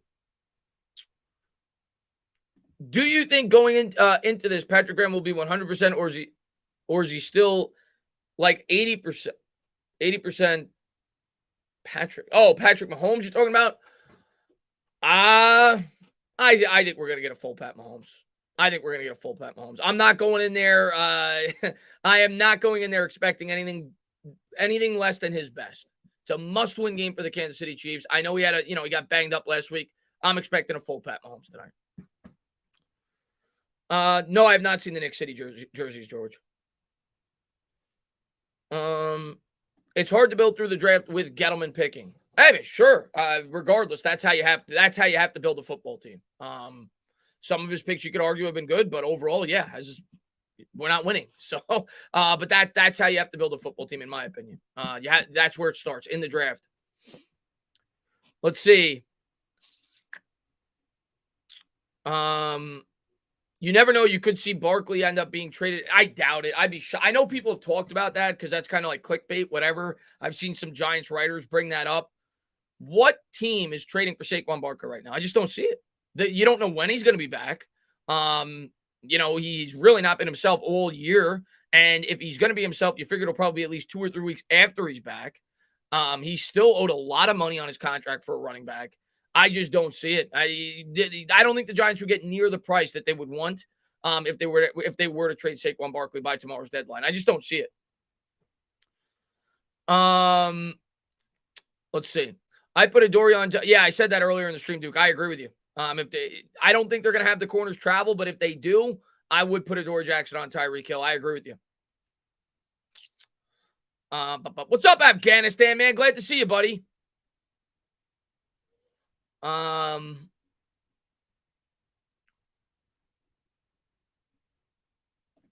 gonna have a huge game, going to be very important for moving the change, and should be.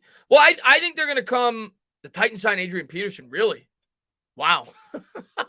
Wow. I think the Giants are gonna come out with the same game plan they came out the game. When Kadarius Toney went down with the injury early on, and Daniel Jones even said it after the game that the game plan was to get Toney the ball as much as possible. And if Toney's 100%, which he looked like he was in practice this week, I expect to see Toney used a lot in this game. Obviously, we'll see how Kansas City tries to combat that, but Toney's got to be the focal point of the offense tonight.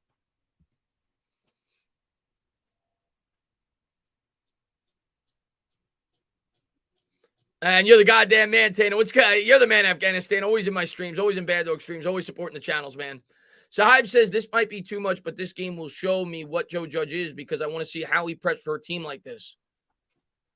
I mean, listen, I already know there's going to be a portion of the Giants fan base. If the Giants lose, no matter what, they're going to call for Joe Judge to be fired. So I'm not going to do that. I'm gonna be as fair as I can to Judge and the rest of this team throughout the rest of the year.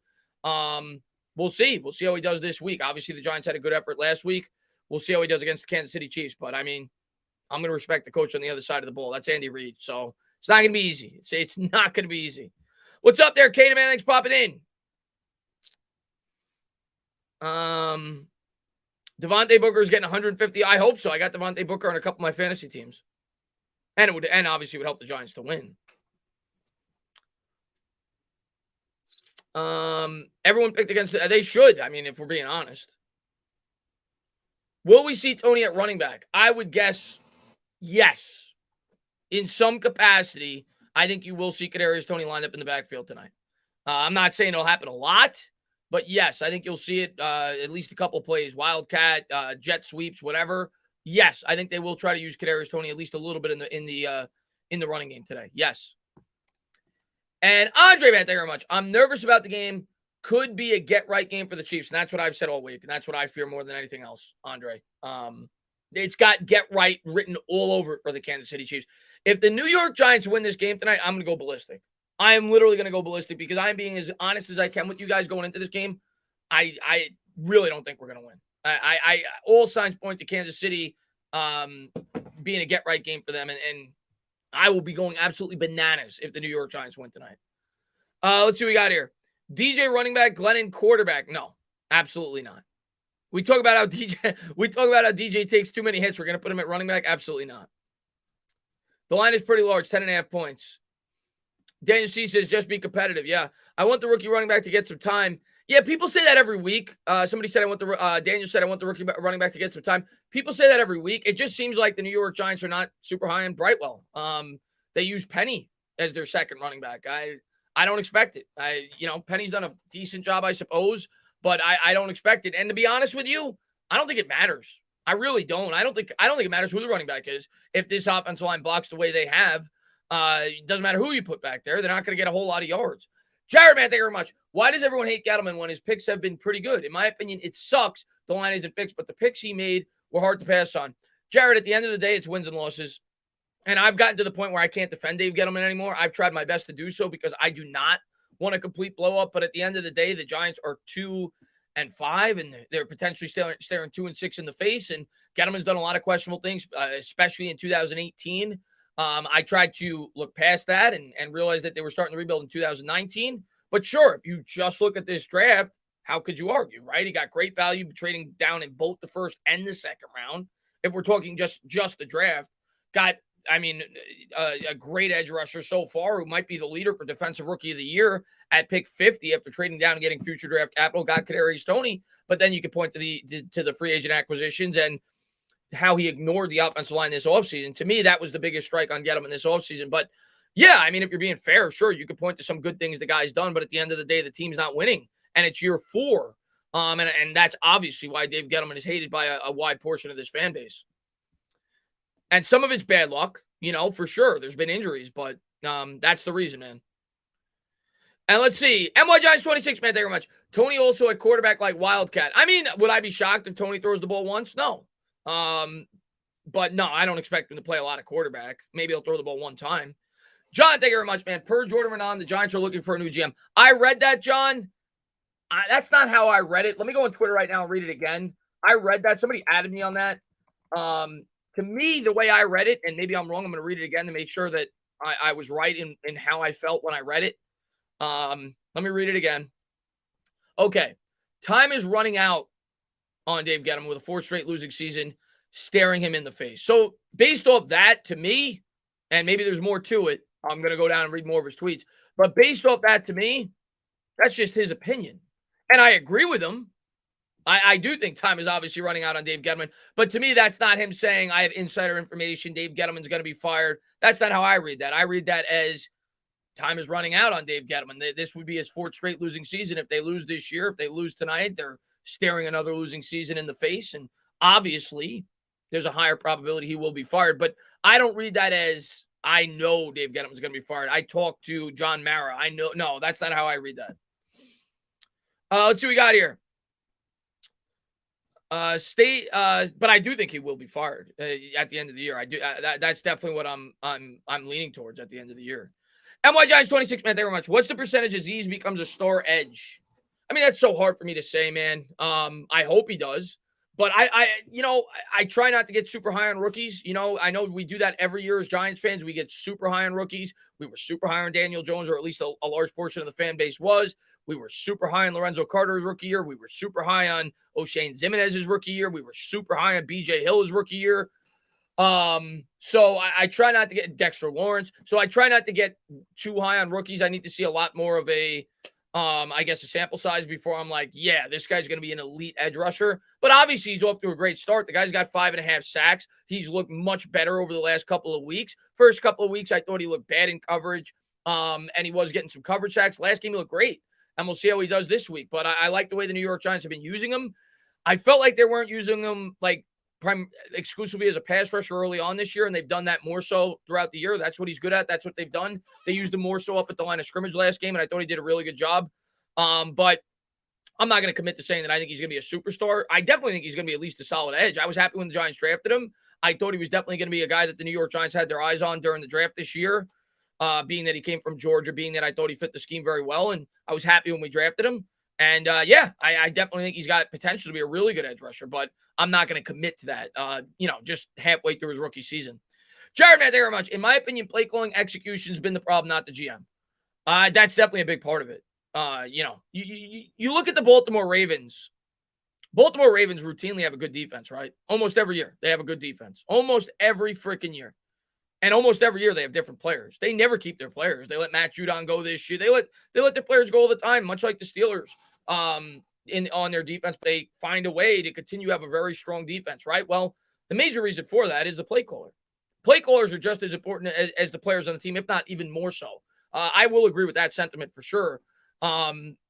You look at Don Wink Martindale, what he's able to get with that defense on a year in, year out basis. It's very hard to maintain a great defense year in and year out in today's NFL when you're constantly losing players if you don't have a really good scheme. So in terms of the play calling, I agree. I think that is a big problem with this team on both sides of the football this year. And I think the defense needs to get called out a lot more than it has.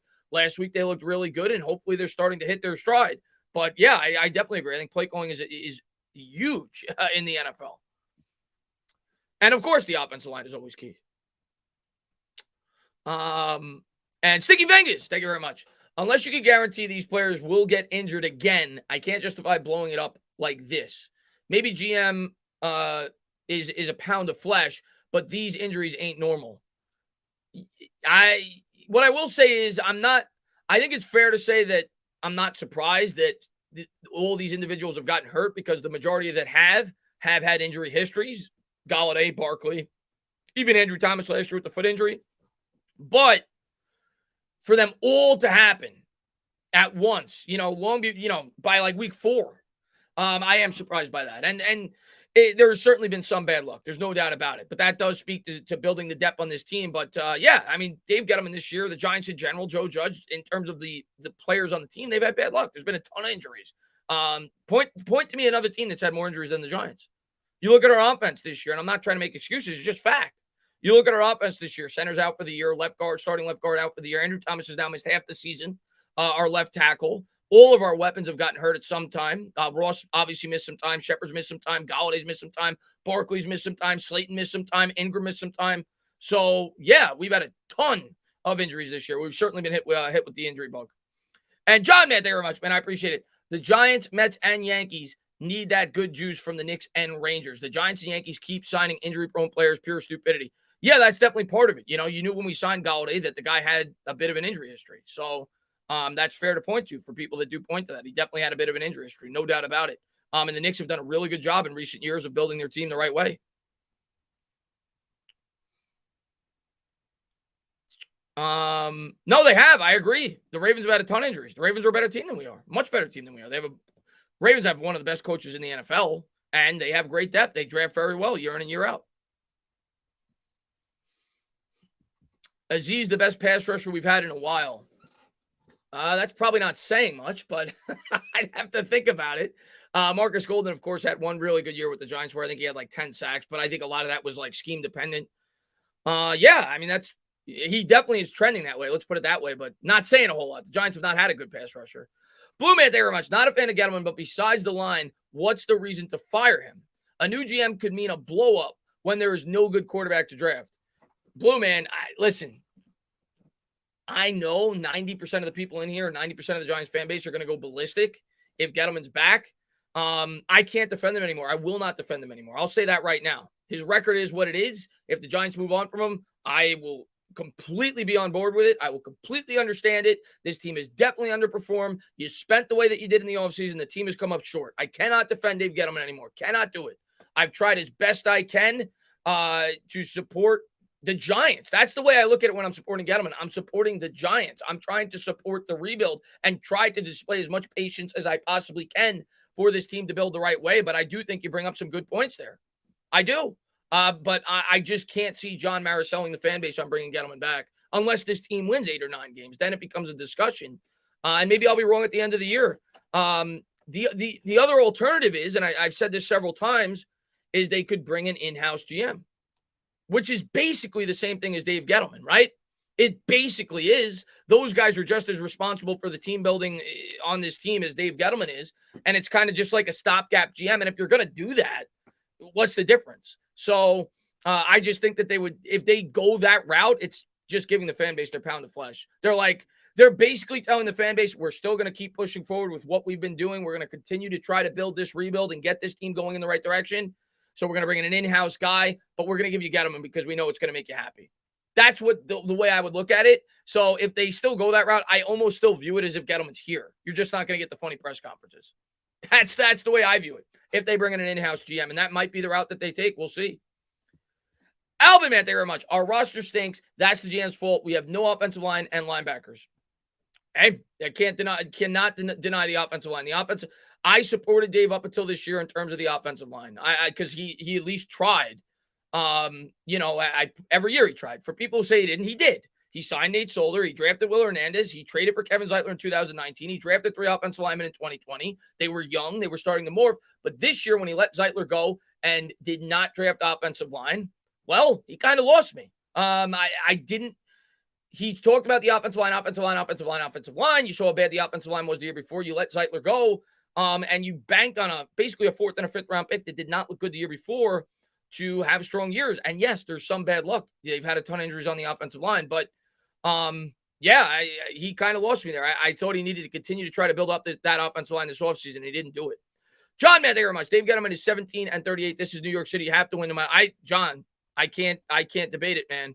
I can't debate it anymore. I've tried my best to try to maintain pushing forward. I don't want this team blown up, because if that happens, I know we're going 2 years back in the Stone Age, and we're probably not going to be good again until 2024 at the earliest. That's not what I wanted going into the year. That's still not what I want. I want this team to find a way to turn it around, be competitive, and maybe we could push forward next year. But if they do that, how could I say it's the wrong decision at this point in time? I can't. Like you said, the results. Look at the record, man. Is Tony playing? Yes, Tony is playing.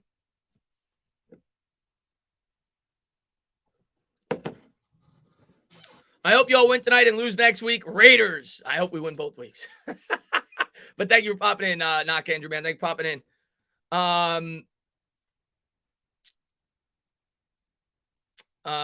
That's the main reason DJ needs to bowl out. Somebody said that's the main reason DJ wants to bowl out for the rest of the season, regardless of the wins and losses. We need to build the O-lines. Quarterback isn't the biggest issue right now, in my opinion.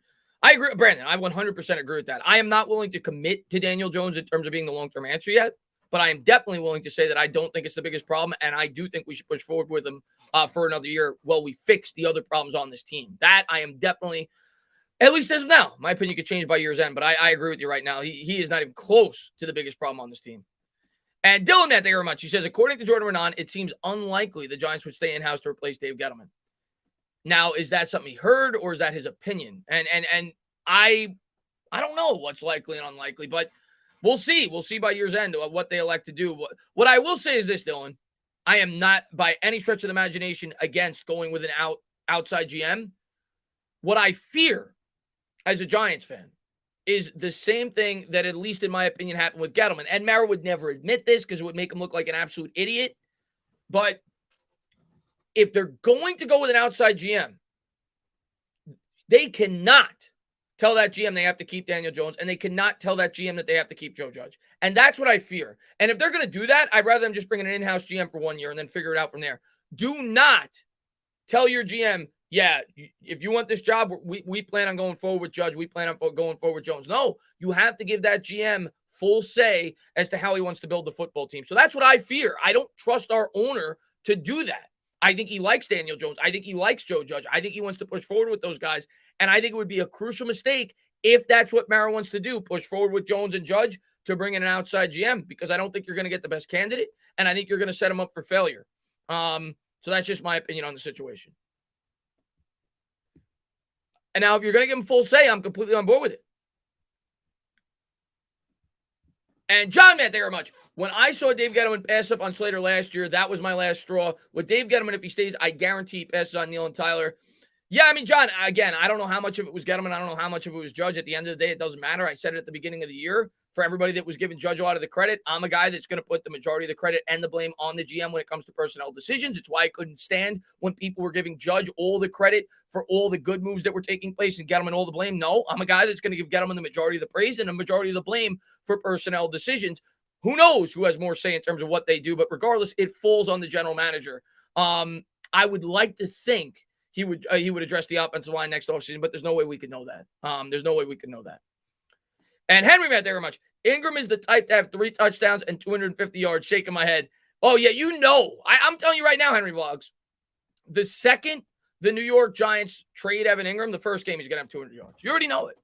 You already know it. And then I'm going to tell you what we're going to see on the channels, Henry. The first game, Ingram's going to get traded to the Packers or whoever. He'll have like 2 touchdowns, 100 yards, and everybody's going to come on the channel and say, how did you trade Evan Ingram? How did you do it? The Giants, how dumb is it? That's what's going to happen. I'm telling you right now, that is what's going to happen. Let's see what we got here. And Miles, man, thank you very much, man. I appreciate it. Everyone points to DJ's touchdowns and don't understand that most quarterbacks have guys who can catch and take it for touchdown. DJ has 2 throws into the end zone for his touchdowns. Listen, man, the touchdowns, of course, some of it falls on Daniel Jones. At the end of the day, some of it's the play calling as well from within the red zone, and Giants and the offensive line and the inability to run, right? So it makes it a lot easier to be able to throw from within the red zone if you could run the football, which is why I always go back to the offensive line. But he definitely doesn't have the best circumstances. But some of it definitely falls on Daniel Jones. But I agree overall with what you had to say. You can't just look at touchdowns in terms of how you evaluate a quarterback. You have to look at the situation that the quarterback is presented with. And Daniel Jones is presented with a really bad situation. By no means do I think he's an incredible quarterback. He's got a lot more to prove to me before I could say that. But as I always say, I think he's good enough to win if you surround him with the proper team. The Giants just have not done it. Nelson. We beat the Chiefs 11 out of 14 times. And how many of those times were with Pat Mahomes? I did see that stat this week. How many of those times were with Pat Mahomes? Let me look at the Giants and Chiefs history real quick. I did see that stat this week, though. So the Giants and Chiefs have played apparently 14 times rather. The Giants are 11-3. Last time the Giants played was 2017. They won in overtime, 12-9. That was against Alex Smith. So we are 0-0 against Pat Mahomes. 0-0 against Pat Mahomes. So that stat to me means absolutely nothing. Nothing. They had Pat Mahomes for none of those teams. Means nothing to me. But it's a cool stat. We are hot. Let's get this W tonight. Let's go, Charlie Collins, man. Thanks for popping in the stream, man. What's going on there? Pete, man, thanks for popping in. Yeah, he didn't play that game, though. Alex Smith played. Good luck. We're going to get smoked. Hopefully not, Jake. Hopefully we find a way to get a win tonight. Reports say Washington trying to trade Landon Collins' massive contract. Good luck is right. Deception. He says, who do you want to start with the ball tonight? I think I want our offense to start with the ball. Whenever the Giants are going up against a really good offense, I thought the same thing against the Dallas Cowboys. I want to start with the ball because I want to be able to score and take some pressure off the defense, because I think tonight more pressure is going to be on the defense. It's much like the Super Bowl, right? In 2008, when we beat the undefeated Patriots, Giants started with the ball. Even though they didn't score a touchdown, they had a 10-minute drive. They kicked the field goal. And I think it just eased the defense a little bit. Whenever you're going up against an offense like this, like the Chiefs, like the Cowboys, give me the ball first. I know in Madden, everybody likes to kick off first. You get the ball at the beginning of the second half. Me, when I'm going up against an explosive offense like this, give me the ball first. Let's try to chew up some clock. Let's have a strong first drive. Let's put some points on the board. Let's take a little bit of pressure off of our defense so they can play a little more free, right? Play a little bit more aggressive, play a little bit more confident. So I want to start with the ball tonight, man. And I want to go right down the field and drop 7. Patty throws 8 picks. Giants win 38-3. From your lips to God's ears, man. It's raining in KC. Is it? Wow. Okay. I mean, that's kind of a good thing. I saw somebody say, damn it, it's raining in KC. I don't know if that's a bad thing. That limits their offense just as much as it limits ours, right? Weather conditions. And I think they have a better offense than we do. So if the weather conditions are really bad, that actually may favor the Giants. I think we have a better defense than the Chiefs. Run the ball in first, forced turnovers equals the Giants win. Let's go. Dylan, man, thank you very much. Also, according to Jordan Renan, Louis Riddick remains highly regarded by John Mara, and the Giants can be the favorite for the. I'm not surprised by that. They interviewed him, right, the first time around. So I think it was between him and Gettleman, if I remember correctly. So I wouldn't be surprised if Riddick at least gets an interview. And, even though I've come out and said that I don't think Riddick would have done a great job while he was here, if the Giants decide to go that route, I will fully support Louis Riddick. I will fully give him just as much time as I've given Dave Gettleman, because I do think he's inheriting a really tough situation, and I would hope and pray that he makes the right decisions. Do I think he would have made the right decisions the first time around based off the things he said? No.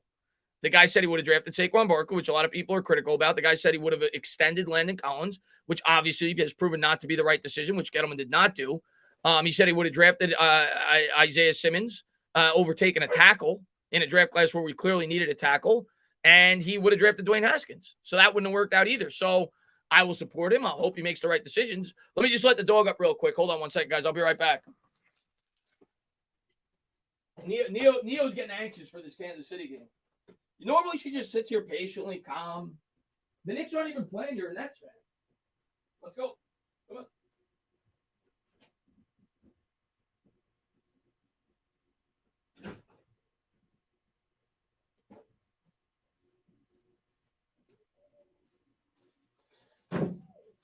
Sorry about that, guys. We're back. We're back. We're back. Neil started barking. I said, all right, I got to let her up before she starts going crazy. And Sticky Fingers, my man, what's going on, man? He says, is anything more demoralizing than oh, that's the worst, man. And when we played the Cowboys started with the ball. And what was even more demoralizing is we went 3 and out after we got an interception. I think that's more demoralizing than a first drive 3 and out. When you create a momentum shifting play and you give the momentum right back. I think that is even more demoralizing. And the Giants cannot do that tonight. When they get the opportunity, and I'm going to tell you this right now, I say it every game. If the Giants create a turnover around midfield, the next play I want them to try to throw a touchdown. You see that all the time in the NFL. When there's a momentum shift, put your foot on their neck, go for it, man. Go for the big play. That's what I want to see out of it. They didn't do that against Dallas. That's what I want to see in this game tonight if they're able to create a turnover around midfield, man. Try to create a quick, big play. But yeah, 3 and out on the first drive is always super demoralizing because then you know your pressure's all on your defense. Nicky, man, thank you very much, man. I appreciate it. He says, put Bradbury on Kelsey. And also, I want to get the ball after the half. We lose it. The Chiefs score going into the half and score to start the second half. Well, that's something that the New York Giants have struggled with all year. It's almost like a 14-point swing or a 10-point swing every game. Last game wasn't the case, but got to do a much better job in terms of closing out the half. And hopefully that'll be the case tonight for the New York Giants. We've given up a touchdown on the last drive before the first half, 6 out of our first 7 games. Last week we didn't do it. So hopefully that's something to build off of.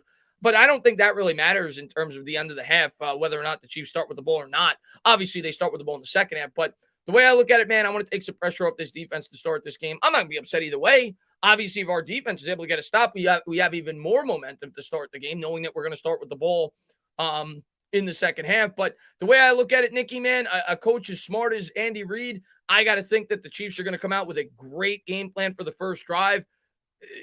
They're going to put up some points on that first drive, or at least I have to expect them to do so. And I don't want to put our offense behind the 8 ball, and I don't want to put even more pressure on that defense to start the game. So that's just my mindset. I'd rather start with the ball. Tonight's game can't come fast enough. That's right. What's going on there, Taco Man? Thanks for popping in. Aaron Robinson, meet Kelsey. You're going to put the rookie on Travis Kelsey to start his career? What an assignment that would be. Yeah, we know you haven't played all year. We know you've been banged up all year. You've been hurt all year. Yeah, first game. We're playing you the whole game. You're going up against the best tight end in the National Football League. Let's go. Let's go. Get your feet wet, my man. Chris, shout me out. What's going on there? The weird sports. The weird sports with a picture of Aaron Judge. What's up there, Auburn for Life, man? Thanks for popping in the stream, man. I feel Reed is going. Mahomes stats suck without Tyreek Hill. Do you think that Kadarius Toney has a possibility of playing tonight? He is playing tonight. At least unless that's changed. But yeah, he is playing tonight. He's playing as well as Sterling Shepard. What's up there, Essential Man? What's going on there, yo, Elvis? Sticky Fingers, man. Thank you very much. KC O-line given 13 turnovers that turned in. KCO rather has given 13 turnovers that turned into 56 points. The New York Giants D has gotten 11 turnovers, turning into 13 points. We'll get chances. Will we capitalize? That's the thing. And that's kind of what I've said throughout the stream. Yeah, man. When we get those turnovers, we have got to cash in, and not just for field goals. We need to cash in for touchdowns. I don't want another game where Graham Gano has 5 field goals. We ain't winning. If we kick 5 field goals, I promise you that, against the Kansas City Chiefs. So we'll see. We need to capitalize when we do receive those turnovers. Who do I start in fantasy? Shepard, Toney. I would start Toney. He's got a higher upside. But either one could have a great game. I'm gonna need a drink. Yeah, I got to get some beer. I didn't get beer for the game tonight. I'm not going to drink Jack Daniels the whole game. I did that one game. I'm not doing that again. But I will have some beer during the stream. I got to get a 6-pack after this.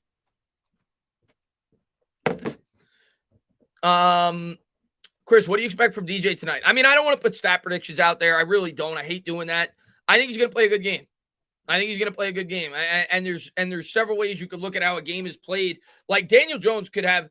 Daniel Jones could throw 3 touchdowns and no picks and not play that good of a game. He could have garbage time touchdowns when the game's out of hand, when the defense is in prevent.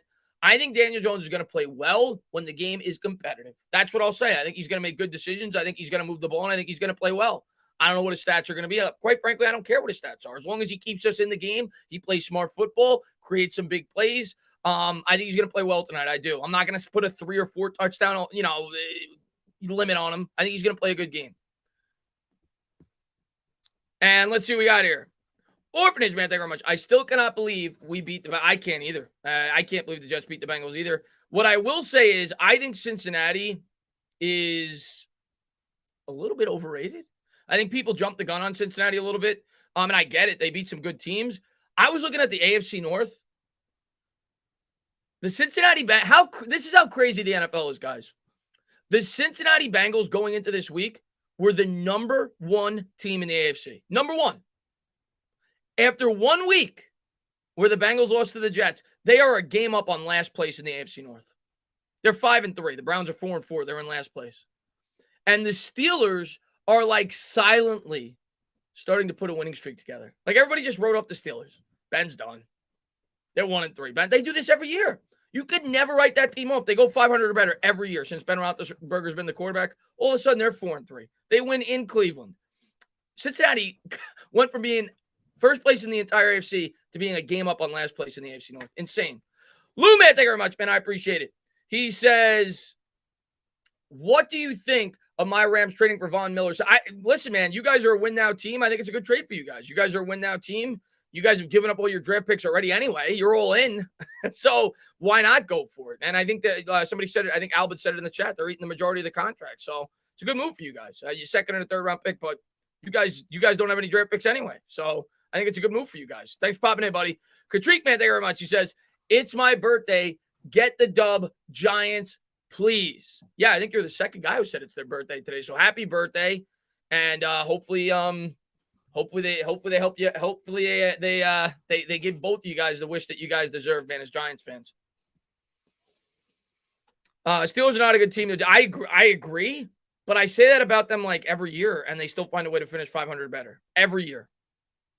The most insane, and I say it all the time in my streams, the most insane statistic to me in all four major sports. Think about this. The Pittsburgh Steelers since 1967, the Super Bowl era, have 7 seasons of under 500 since 1967. When you think about the salary cap era and everything else, for them to do that is insane. Ben Roethlisberger's never had a season where he's been under 500. The New York Giants have had 7 losing seasons in the last 8 years. The Pittsburgh Steelers have had 7 losing seasons since 1967. Another insane stat about the Pittsburgh Steelers, they've had 3 head coaches since 1969. The New York Giants have had 4 head coaches since 2015. It's insane. Sticky Fingers, man, thank you very much, man. I appreciate it. He says, who's the unfortunate winner of our weekly season-ending injury sweepstakes tonight? My guess is Dexter. You got to pick someone. Don't say that, man. Don't say that. I'm not going into this week saying stuff like that, man. Don't say that, man. But it certainly feels that way every week, man. It certainly feels that way every week. Yeah, incredible stability, man. Yeah, incredible. 3 head coaches since 1969. 7 losing seasons since 1967. I think they're the best run organization in all 4 major sports. They're so consistent, man. In a sport where consistency does not exist. Let's see what we got here. It's why I put Eli above Big Ben, and I think it's a fair argument. I mean, Ben, his entire career has had a top 5 defense and a top 5 offensive line. His entire career. Another insane stat about Eli Manning, when you compare him to Ben Roethlisberger. Eli Manning has had 1 Hall of Famer his entire career. 1. And it was for 4 years. It was from 2004 to 2007. Michael Strahan. That's it. That's it. Zach, man, thank you very much, man. I appreciate it. Where do you think Aaron Robinson fits tonight? I mean, we'll see if he gets an opportunity to play a lot of snaps tonight. We'll see. But I think he'll play the slot. If he gets an opportunity to go out there and play, I think he'll play in the slot. That's where I think he'll play. I think he's a slot cornerback. So we'll see. We'll see if he gets any reps tonight. Sticky Fingers, man. Thank you very much. Now Dave Gettleman is going to diddle you. You could have avoided this. Hopefully not, Sticky Fingers, man. What's up there, Joey Sports? He says, what's up, man? O-line. That's always the big key to me every week, man. O-line. If Eli was on the Steelers, he would have at least 3 Super Bowls. Well, if Plaxico Burress, the biggest what if, and I'm biased, of course, as a Giants fan, the biggest what if to me in NFL history, or one of the biggest what ifs in NFL history, is Plaxico Burress shooting himself. If Plaxico Burress doesn't shoot himself, Eli Manning probably has 3 Super Bowls. Might even have more, because you don't know after that. If the New York Giants win 2 in a row, there may be a lot of players that are like, oh, I want to come play for that team. They're building a dynasty, so you don't know. But if Plaxico Burress doesn't shoot himself, not only does Eli have at least 3 Super Bowls, think about how many Hall of Famers the New York Giants probably end up having, right? Because if you win 2, 3, 4 Super Bowls, you're going to have a lot more Hall of Famers. Guys on that offensive line probably make the Hall of Fame, right? Maybe even Justin Tuck makes the Hall of Fame. It changed the legacy of so many players' careers with Plaxico Burress shooting himself, man. They would have had at least 3 Super Bowls. You should call the Giants into. I can't do that, man. The Knicks start at 7:40. The Knicks, and we're gonna go live at 8. I can't do it, but I'll probably switch to it at halftime just to see what's going on. Burris should have blamed Alec Baldwin. That's right, man. Exactly. We probably get at least one more. Yeah, I think we would. We were the best. That was our best team we've ever had since I've been watching the Giants. 2008. They were much better than 2017. Personally, I would trade Ingram regardless of the result. I kind of agree with you. Obviously depending on what's offered to me, but if there's a fair enough offer, I agree with you. Tuck is a Hall of Famer. I love Justin Tuck. Justin Tuck's my second favorite Giant of all time behind Eli Manning. In my lifetime. I always say I don't go back to the Lawrence Taylor days, but I love Justin Tuck, man. Justin Tuck's a class act, man. Damn good player. And such a well-rounded offensive lineman. Like I think defensive lineman rather. I think if you compare him to say like OCU Minora, OC was a better pure pass rusher, like just getting after the quarterback. But in terms of a well-rounded player, Justin Tuck was a complete player. He was great against the run. Obviously a very good pass rusher in his own right. He was just such a good player, man. Justin Tuck was awesome. Strahan was great too, man. Ryan D. Man, I just hope the game is close. We all hope the game is close. The Justin Tuck face mask was epic. Chris, is it true a report came out today that Riddick would be a top? Somebody said that earlier in the stream. I have no idea. How do I know if it's true or not? But I wouldn't be surprised. Like if the Giants decide to move on from Gettleman and they're looking for a guy from the outside, why wouldn't Riddick get an interview? We got an interview last time. So obviously the Giants thought highly enough to give him an interview last time. So I wouldn't be surprised if he gets an interview. Does Danny dime tonight? I think Jones gonna have a good game today. I do. I'm not gonna come out here and say 400 yards and 7 touchdowns. I think he's gonna have a good game today. I think Jones will not be, and maybe I'll be wrong, but I don't think Jones will be the reason we lose tonight if we lose. I think Jones will play good. I think Jones will play good tonight. Hey, Chris, do you think Christie? I do not think he'll make the Hall of Fame. No, unfortunately not. Now, there's a guy that if the Giants would have won another Super Bowl, he may have been a Hall of Famer. Chris, I got to say, I'm not that impressed with the rest of the NFL. A lot of week-to-week results. Well, that's what the NFL is. I mean, I will say the NFC is super top-heavy.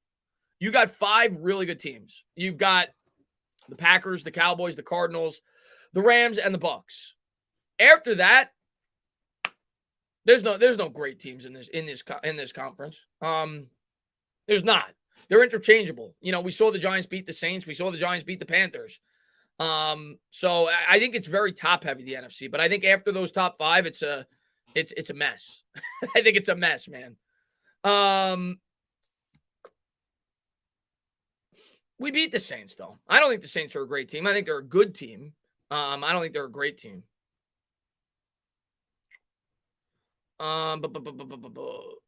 We beat the Saints. They beat Tampa. Yeah, they did. They're a good team, though. They have a really good 53-man roster. I say that all the time. I love the way that the Saints built their roster.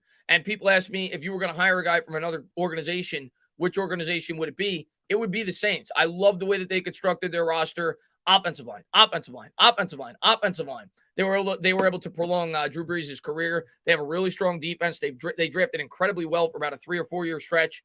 I do like the way that the Saints built their roster. Sean Payton's awesome, man. No, Andrew Thomas is out tonight. Unfortunately, SBA. What's up there, Pat, man? Thanks for popping in, buddy. If the Giants win today, are we good enough to get a wild card spot? I mean, mathematically speaking, yes. Like I said, the NFC is a complete mess. The Panthers right now are the 7th seed at 4-4. So if we won tonight, we'd be a game out. And you could certainly make the argument, Rich, that, and again, I'm not saying we're going to do it, but do we have a shot? Sure. You can make an argument that our last 7 games is the softest part of our schedule. You're playing the Eagles twice. You're playing the Miami, who's 1-6. You're playing the Bears, who they don't look so hot the last couple of games. They're now 3-5. You're playing Washington. So, yeah, if the Giants win tonight, are they at least in the conversation for the 7th seed? Yeah. Yeah, I would say they are. Yeah, a win tonight would put us one game out. Not only one game out, we'd have the tiebreaker on the Panthers. We beat the Panthers. Heads up. Sorry for being late. What's up, Martin? Don't ever apologize. What's up, Mr. Fox? Yo, Chris, do you know who's calling the prime? Well, I know Eli's calling it if you go to ESPN too. So who else would you rather watch? If you're not watching Bad Dog and myself, which obviously I encourage you to do so, but if you're going to go with ESPN, you got to go with Eli. Eli, you're a Giants fan. You go with ESPN too, baby. They're great. Last week was fantastic. I was watching the Manning telecast last week. It was awesome. They did such a good job with the guests and everything else. I thought Tom Brady was really good as well. It's fun to watch Eli call a game. What's up there, JXM, man? Thanks for popping in, buddy.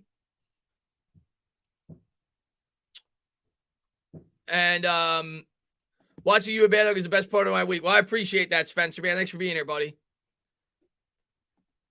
How effective do you think Tony will be tonight? I think Tony's going to have a good game. I think Tony's going to have a good game, and we'll see how Jason Garrett, involves him in the passing game. But I think Tony's going to have a good game. I want to see Garrett.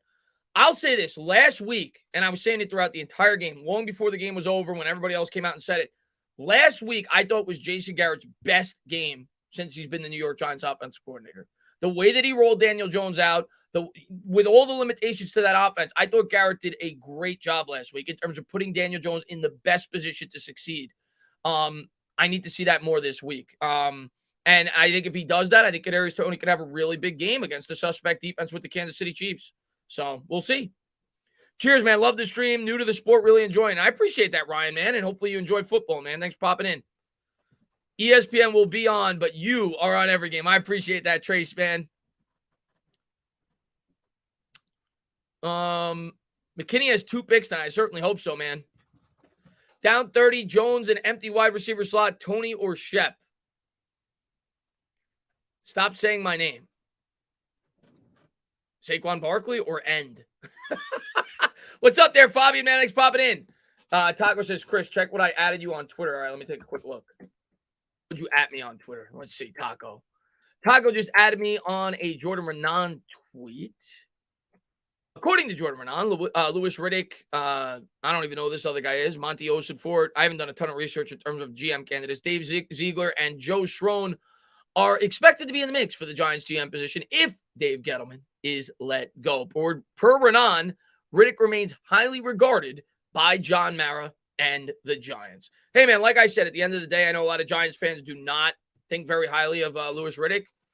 No matter what they do, I'm going to support the guy, and I'm going to hope he makes the right decision, and I am going to be just as patient with whoever they hire as I was with Dave Gettleman. Because I personally think that's the right way to go as an organization. You have to give the GM an opportunity to build the team the way that he wants to build it, and if it doesn't work, it doesn't work. I think it's a lot easier to be a fan that takes a short leash and says that GM has to be fired after a year or two. That's not the way I think. No matter who they hire, I'm going to give the guy at least a 3-year leash to build this team the proper way. I'm going to give Louis Riddick the same respect if he does become the GM that I gave Dave Gettleman. Would he be my first choice? No. No, he would not. But we'll see.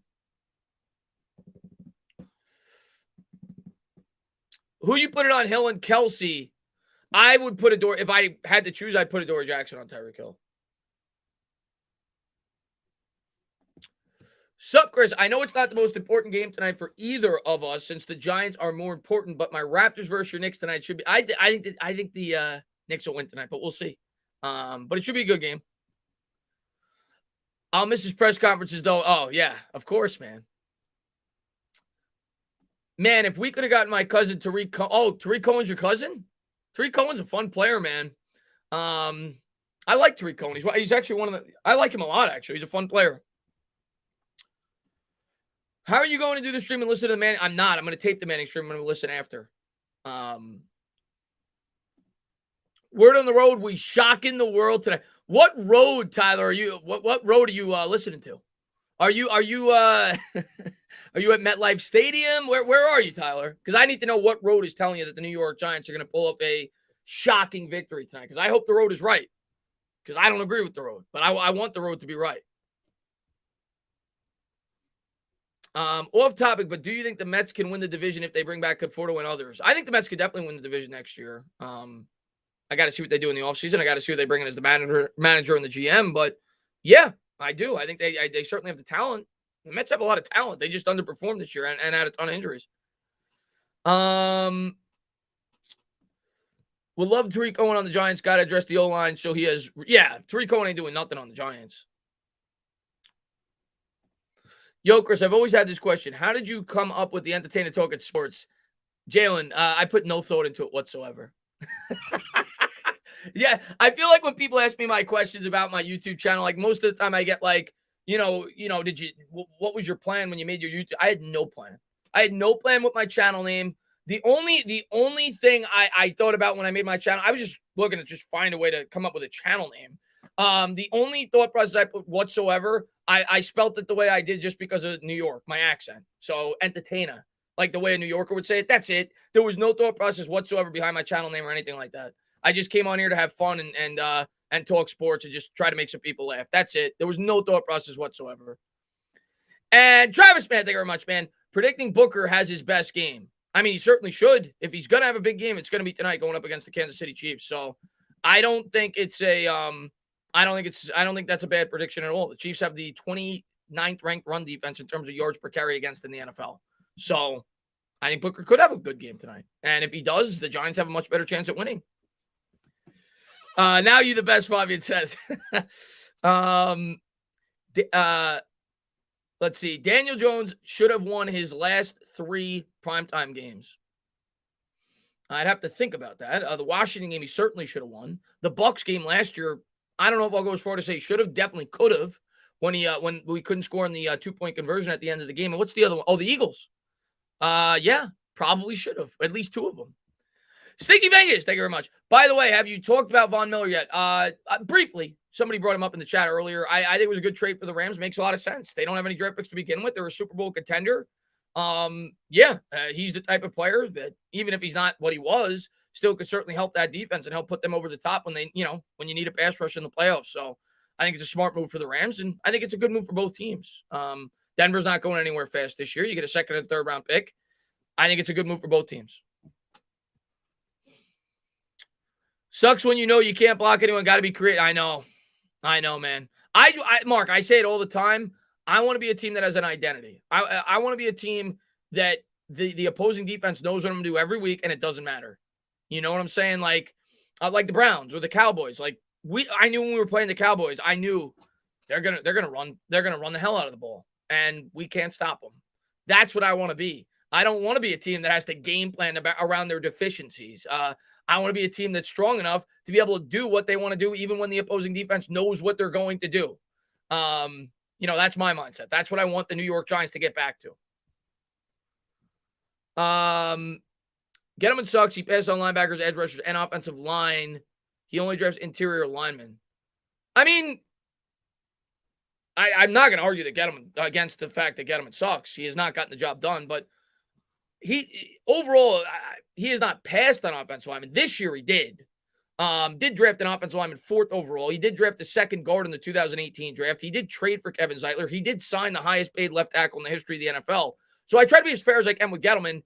Not all those moves worked, but I don't think he completely ignored the offensive line. This year he did. As far as linebackers go, he has not drafted edge rushers early outside of Azeez Ojulari, which was relatively early this year. Has not drafted linebackers early. Definitely not. And neither did Jerry Reese. The New York Giants have not drafted a 1st-round linebacker since Carl Banks. Ridiculous. Worst starter on the team, offense and defense, Zany says. Worst starter on the team, offense and defense. The worst starter for the New York, it's got to be somebody on the offensive line on offense.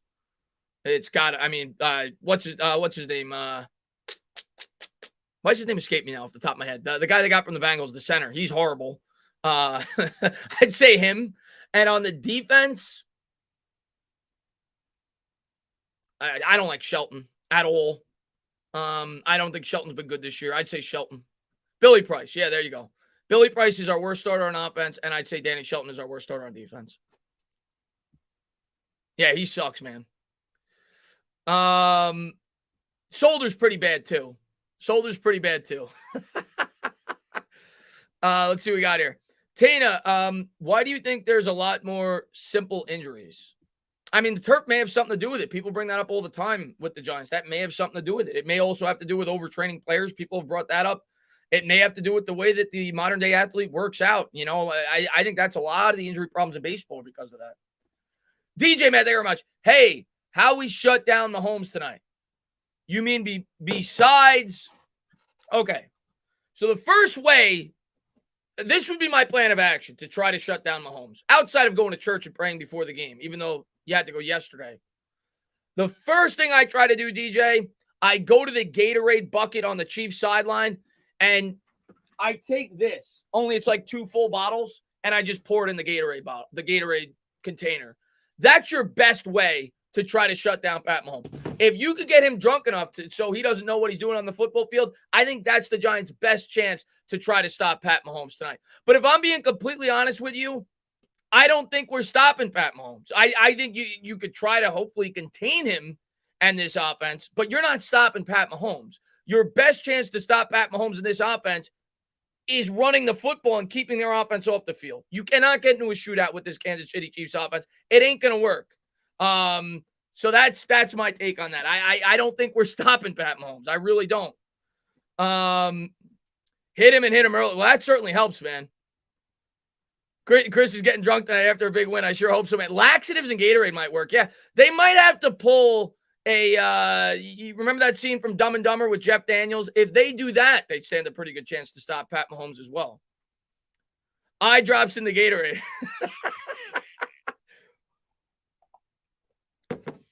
There's always a chance against Mahomes because he's turnover prone and the league is beginning. Yeah, I mean, all right.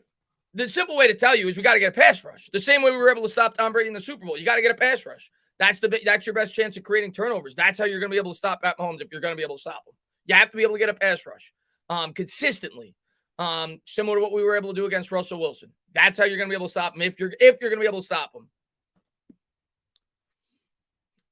And DJ, man, thank you very much. The Titans did it 3 points, Chris. They did, which is why I don't expect to do it this week. Like, do I think Pat Mahomes is going to go out there and lay a dud 2 weeks in a row? I hope. But a pass rush, that's the best way. That's our only chance. You have to be able to get a pass rush, and that should force them to make some poor decisions. But yeah, that was a shocker when the Titans beat them the way that they did. Keep Mahomes in the pocket, period. Yeah, can't let him extend plays. And obviously, you have to remain disciplined on the defensive end. You know, if Mahomes is extending plays, you are not covering Tyreek Hill. You're not covering Tyreek Hill for 5 seconds. You're not. So you have to be able to get there quick and make Mahomes make quick decisions. Travis, man, thank you very much, man. We should give Mahomes some special brownies. That might help. And Joe says zone, zone, zone. Bend but don't break approach. In certain instances, I agree. I think the Giants are going to have to do that. I think they have to pick their spots. They have to be creative with their blitzes and try to catch Mahomes off his game, and that's where you try to create turnovers. But overall, I agree with you. You have to play a conservative approach defensively against this Kansas City Chiefs offense. They will pick you apart. They're too talented. So I agree with you overall. Even though I know Giants fans hate hearing the word zone every time we do one of these streams. Why are they in zone? Why are they in zone? Against an offense like this, you have to play zone. They'll kill you. And thank you so much, man, for being a member, man. I appreciate it, Rudy. 23 months, man.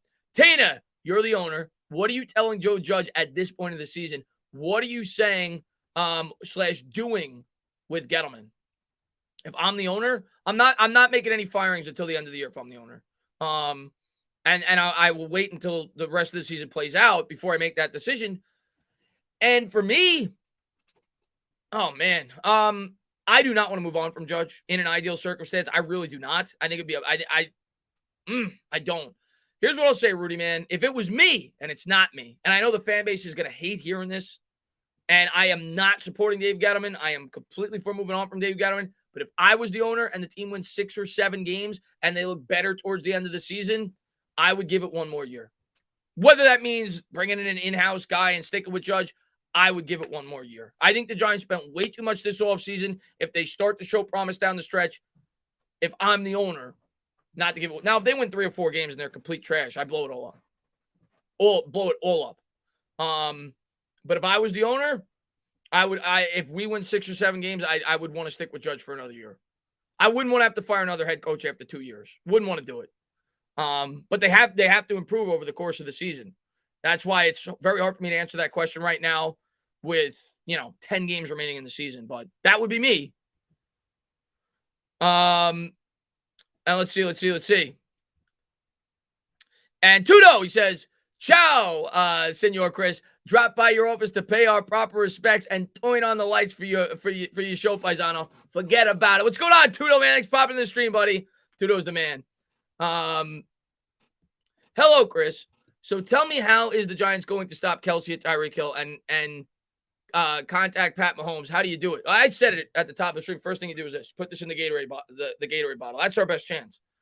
No, but in all seriousness, Clara, the best way to do it is to keep them off the field.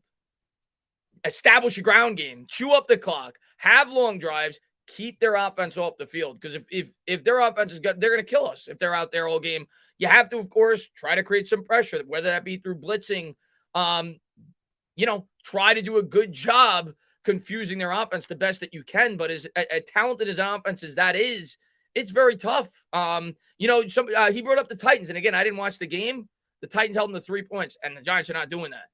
But the one thing the Titans can do very well is run the football. The Giants have got to be able to run the football tonight if they stand any chance to beat the Chiefs. Because our best defense tonight is going to be keeping their offense off the field. Because the more chances you give Pat Mahomes and Tyreek Hill and Travis Kelce, eventually you're going to cave and they're going to create big plays. They're just too talented. So we got to chew up the clock, man, as best we can and try to have a balanced offense. But I think our best chance tonight is sustaining drives and obviously cashing in when we get in the red zone. But we have to be able to run the football and keep that offense off the field as much as we possibly can. Robert, man, thank you very much. Go Giants. Just dreading Coach Reid. It doesn't take him 6 weeks to figure out the offensive adjustments. Andy Reid is the scariest opponent on tonight's field. Andy Reid, to me, is the smartest offensive mind since I've been watching football.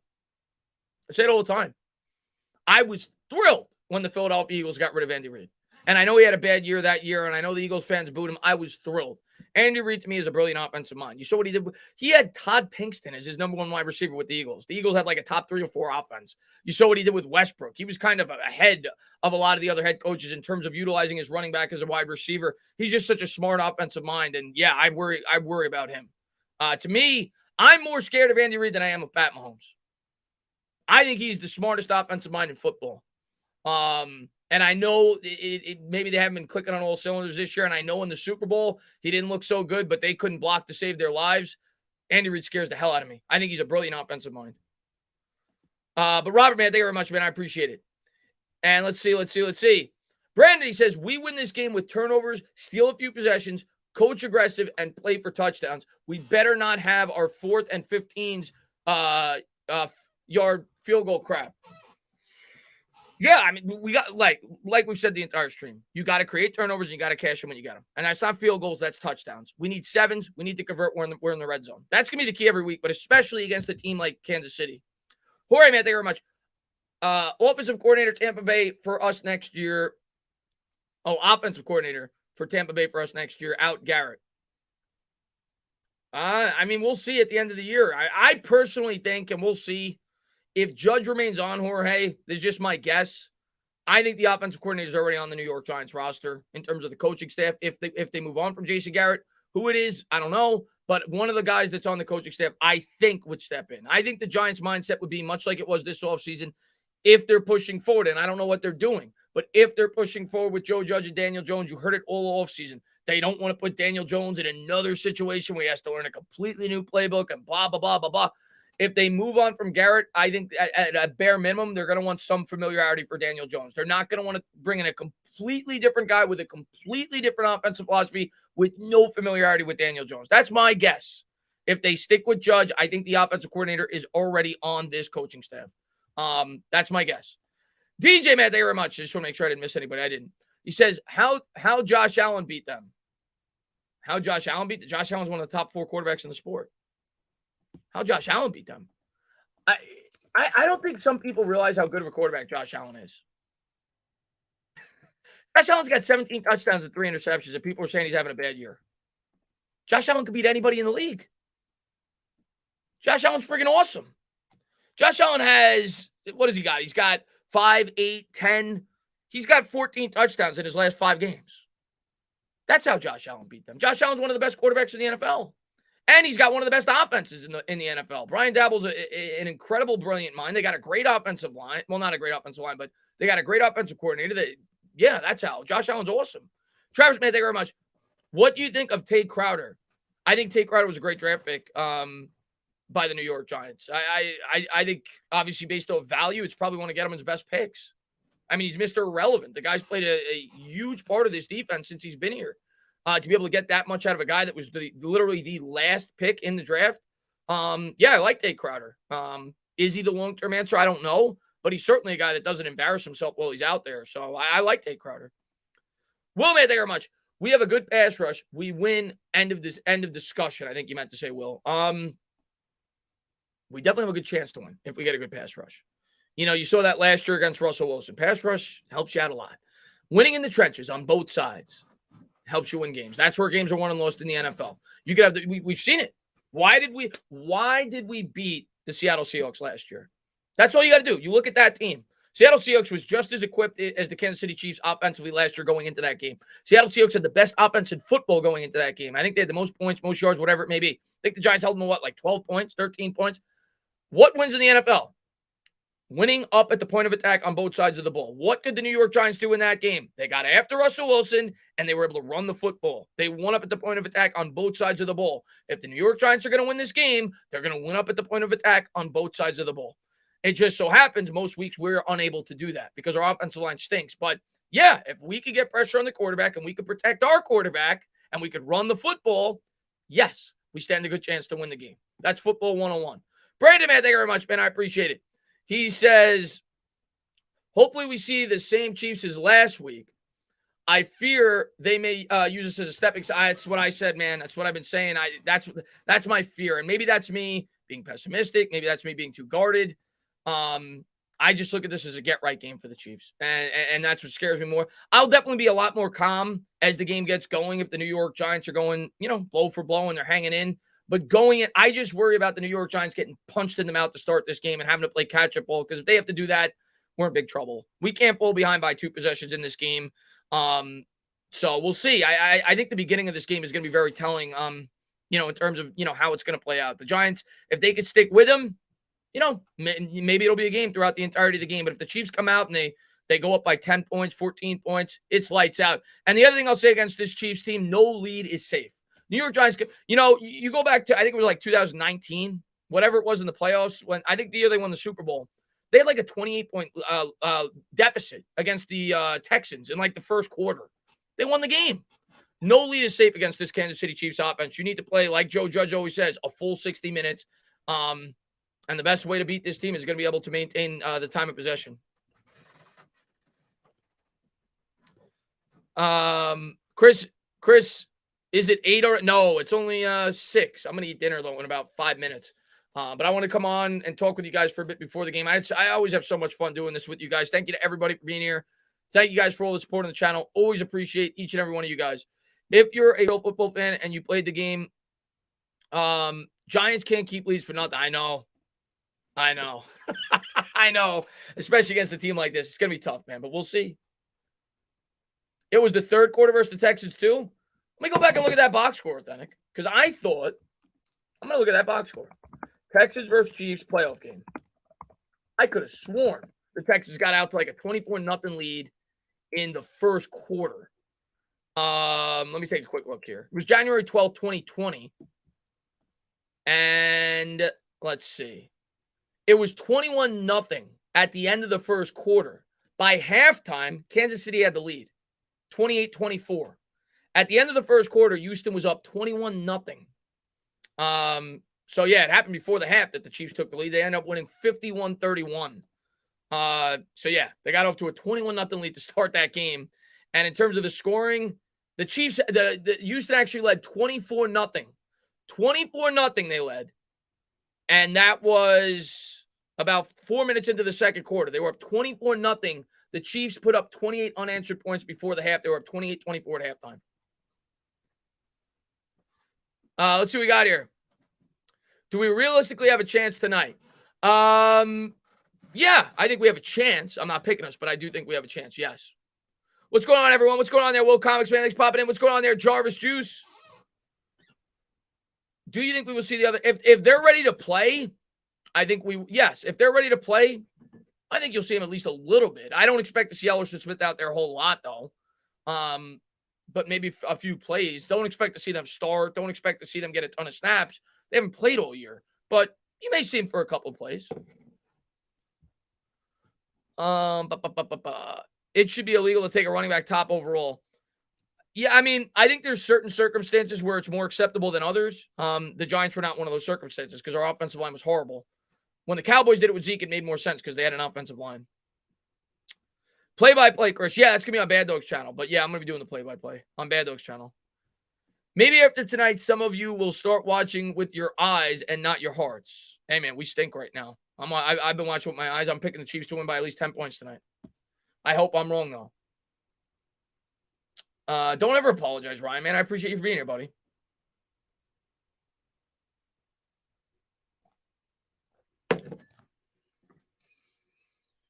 Hey, Chris, serious question. Do you think Ingram will have an impactful game? Because I believe against this horrible defense, Jason Garrett should let him.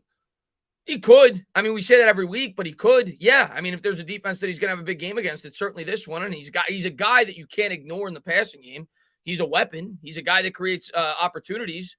Let's see if he can hold on to the football. To his credit, even though he hasn't gotten nearly as many targets this year, he's done a better job with that. I think he only has one drop this year. He does have a fumble too, though. Mike, man, thank you very much. Are you kidding me, Dana? Thank you for your hard work and great content you provide. You're the man. By the way, my Super Bowl pick is the Rams versus the Bills. Mike, you're a genius. You're a freaking genius. I got the same Super Bowl. Now, to be fair, I had a different Super Bowl at the start of the year. I had Rams Chiefs.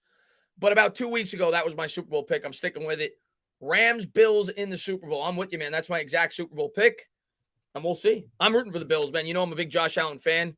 But yeah, that's my Super Bowl pick. Obviously, there's so many teams that could go, but I agree. That's my pick. Let's see what we got here. Why are you so blurry? Because my camera sucks. And when I use the other camera, the green screen doesn't look good, especially during the live streams.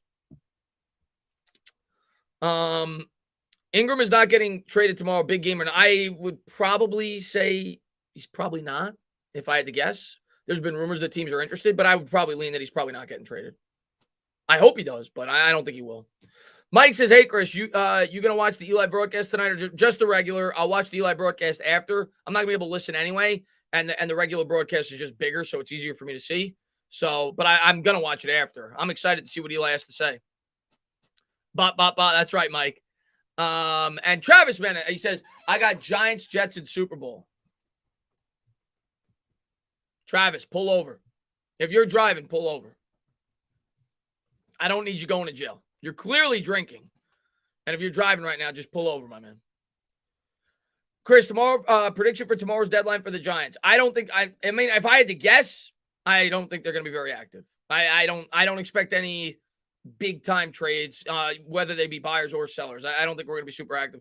Sunday, what's going on? Glad to see you in the chat. What's going on? Let's see. And DeGrom, man, key for the Giants winning this game is to stop Kelsey. Pass rush is useless if Mahomes is getting rid of the ball to Kelsey in 1 second after the snap. And that's much easier said than done. But we'll see. You know, and I think our best chance to disrupt Kelsey is going to be to try to bump him up at the line of scrimmage, double team him.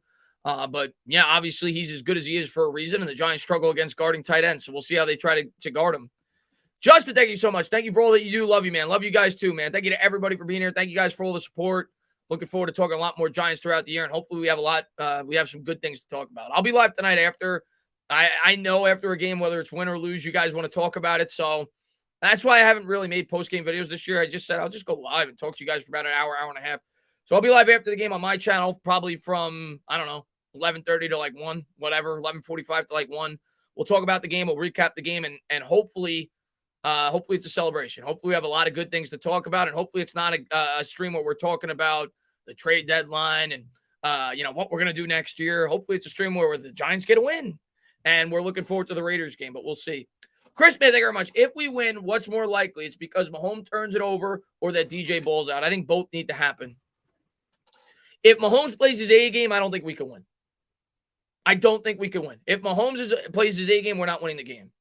I think both need to happen. I think Mahomes needs to throw a couple of turnovers, and Daniel Jones needs to be on his A game. Yeah. But now, if you're asking me what's more likely, I actually think it's more likely Jones has a good game than Mahomes has a bad game because I think the Chiefs defense stinks. But I think for the Giants to win this game, they need both. They need Jones to play really well, and they need Mahomes to throw a couple of turnovers if the Giants are going to win this game.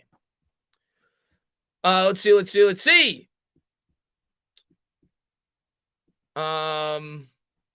Tuto, he says, New York Giants should beat Kansas City losers easily if they keep their pants up. Eyes on the field. Well, I would agree with you, Tuto. If the Giants don't play without pants, if the Giants play without pants, there's a very small chance they'll win this game. Maybe you confuse the opponent. Maybe you catch them a little bit off guard. They're not used to seeing guys in their boxer shorts. Maybe that'll work. I don't know, but I agree with you. They got to keep their pants on. Mind focused on the assignments and don't screw up. No, I'm with you, man. I can't make mistakes. We say that every week with the Giants. The Giants are not talented enough to make mistakes and still win games, especially when you're going up against a team as good as the Chiefs. They have to play near mistake-free football to win this game. And the Chiefs have to have a lot of mistakes. Sticky fingers, man. Thank you very much. Derrick Henry. Yeah, somebody said that in the chat earlier, man. That sucks, man. I know he got hurt this week. I love Derrick Henry. He's one of my favorite players in the league. I actually thought he was the MVP. That's how good he's been, and that's how important he is to that Titans team. That sucks, man. I hate hearing that. And Nader says, what are our odds to win this game? I'll say 20%. There's always a chance. I'll say about 20-25% chance. I think there's a chance. But I'm picking the Chiefs, and I'm picking the Chiefs to win by at least 10 points. But I hope I'm wrong, man. And Steve says, can you tell me who we got on defense? What do you mean, for the game, or who do I like? I don't know what you mean by the question. But if you mean who's playing tonight, I mean, it's going to be the same defense we've had minus Jabril Peppers, who's, out for the year now with the injury he has. But the same defense we had last. I mean, Aaron Robinson is back, but I don't expect him to play a ton. Ellison Smith's back, but I don't expect him to play a ton.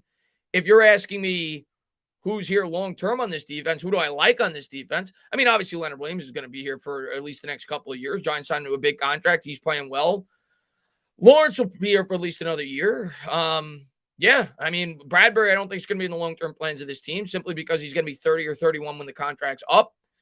Outside of that, I mean, Azeez Ojulari, of course, will be in the long-term plans. He's still relatively young. But, yeah, we got a lot of holes in this defense. Long-term. And we'll see how the New York Giants address him in the offseason. But for this game, everybody we had last week, minus Jabril Peppers. But, guys, I am going to close it out. I just want to say thank you to everybody for tuning in. I got to eat some dinner before the stream. I think we'll be live at 8 on Bad Dogs. We'll be back live here after the game. Talk to you guys for a bit after the game. Hopefully it's a victory celebration. Hopefully the New York Giants find a way to get a win. I'm really looking forward to calling the game tonight. It's a game I know you guys did too. I certainly had circled on my calendar at the beginning of the year. Pat Mahomes, Daniel Jones, let's get it on. See what the New York Giants could do. And hopefully it's a fun game, and hopefully the New York Giants find a way to get a W. But, guys, be good. Thank you guys for being here. Love you guys. Be good. See you on Bad Dogs later.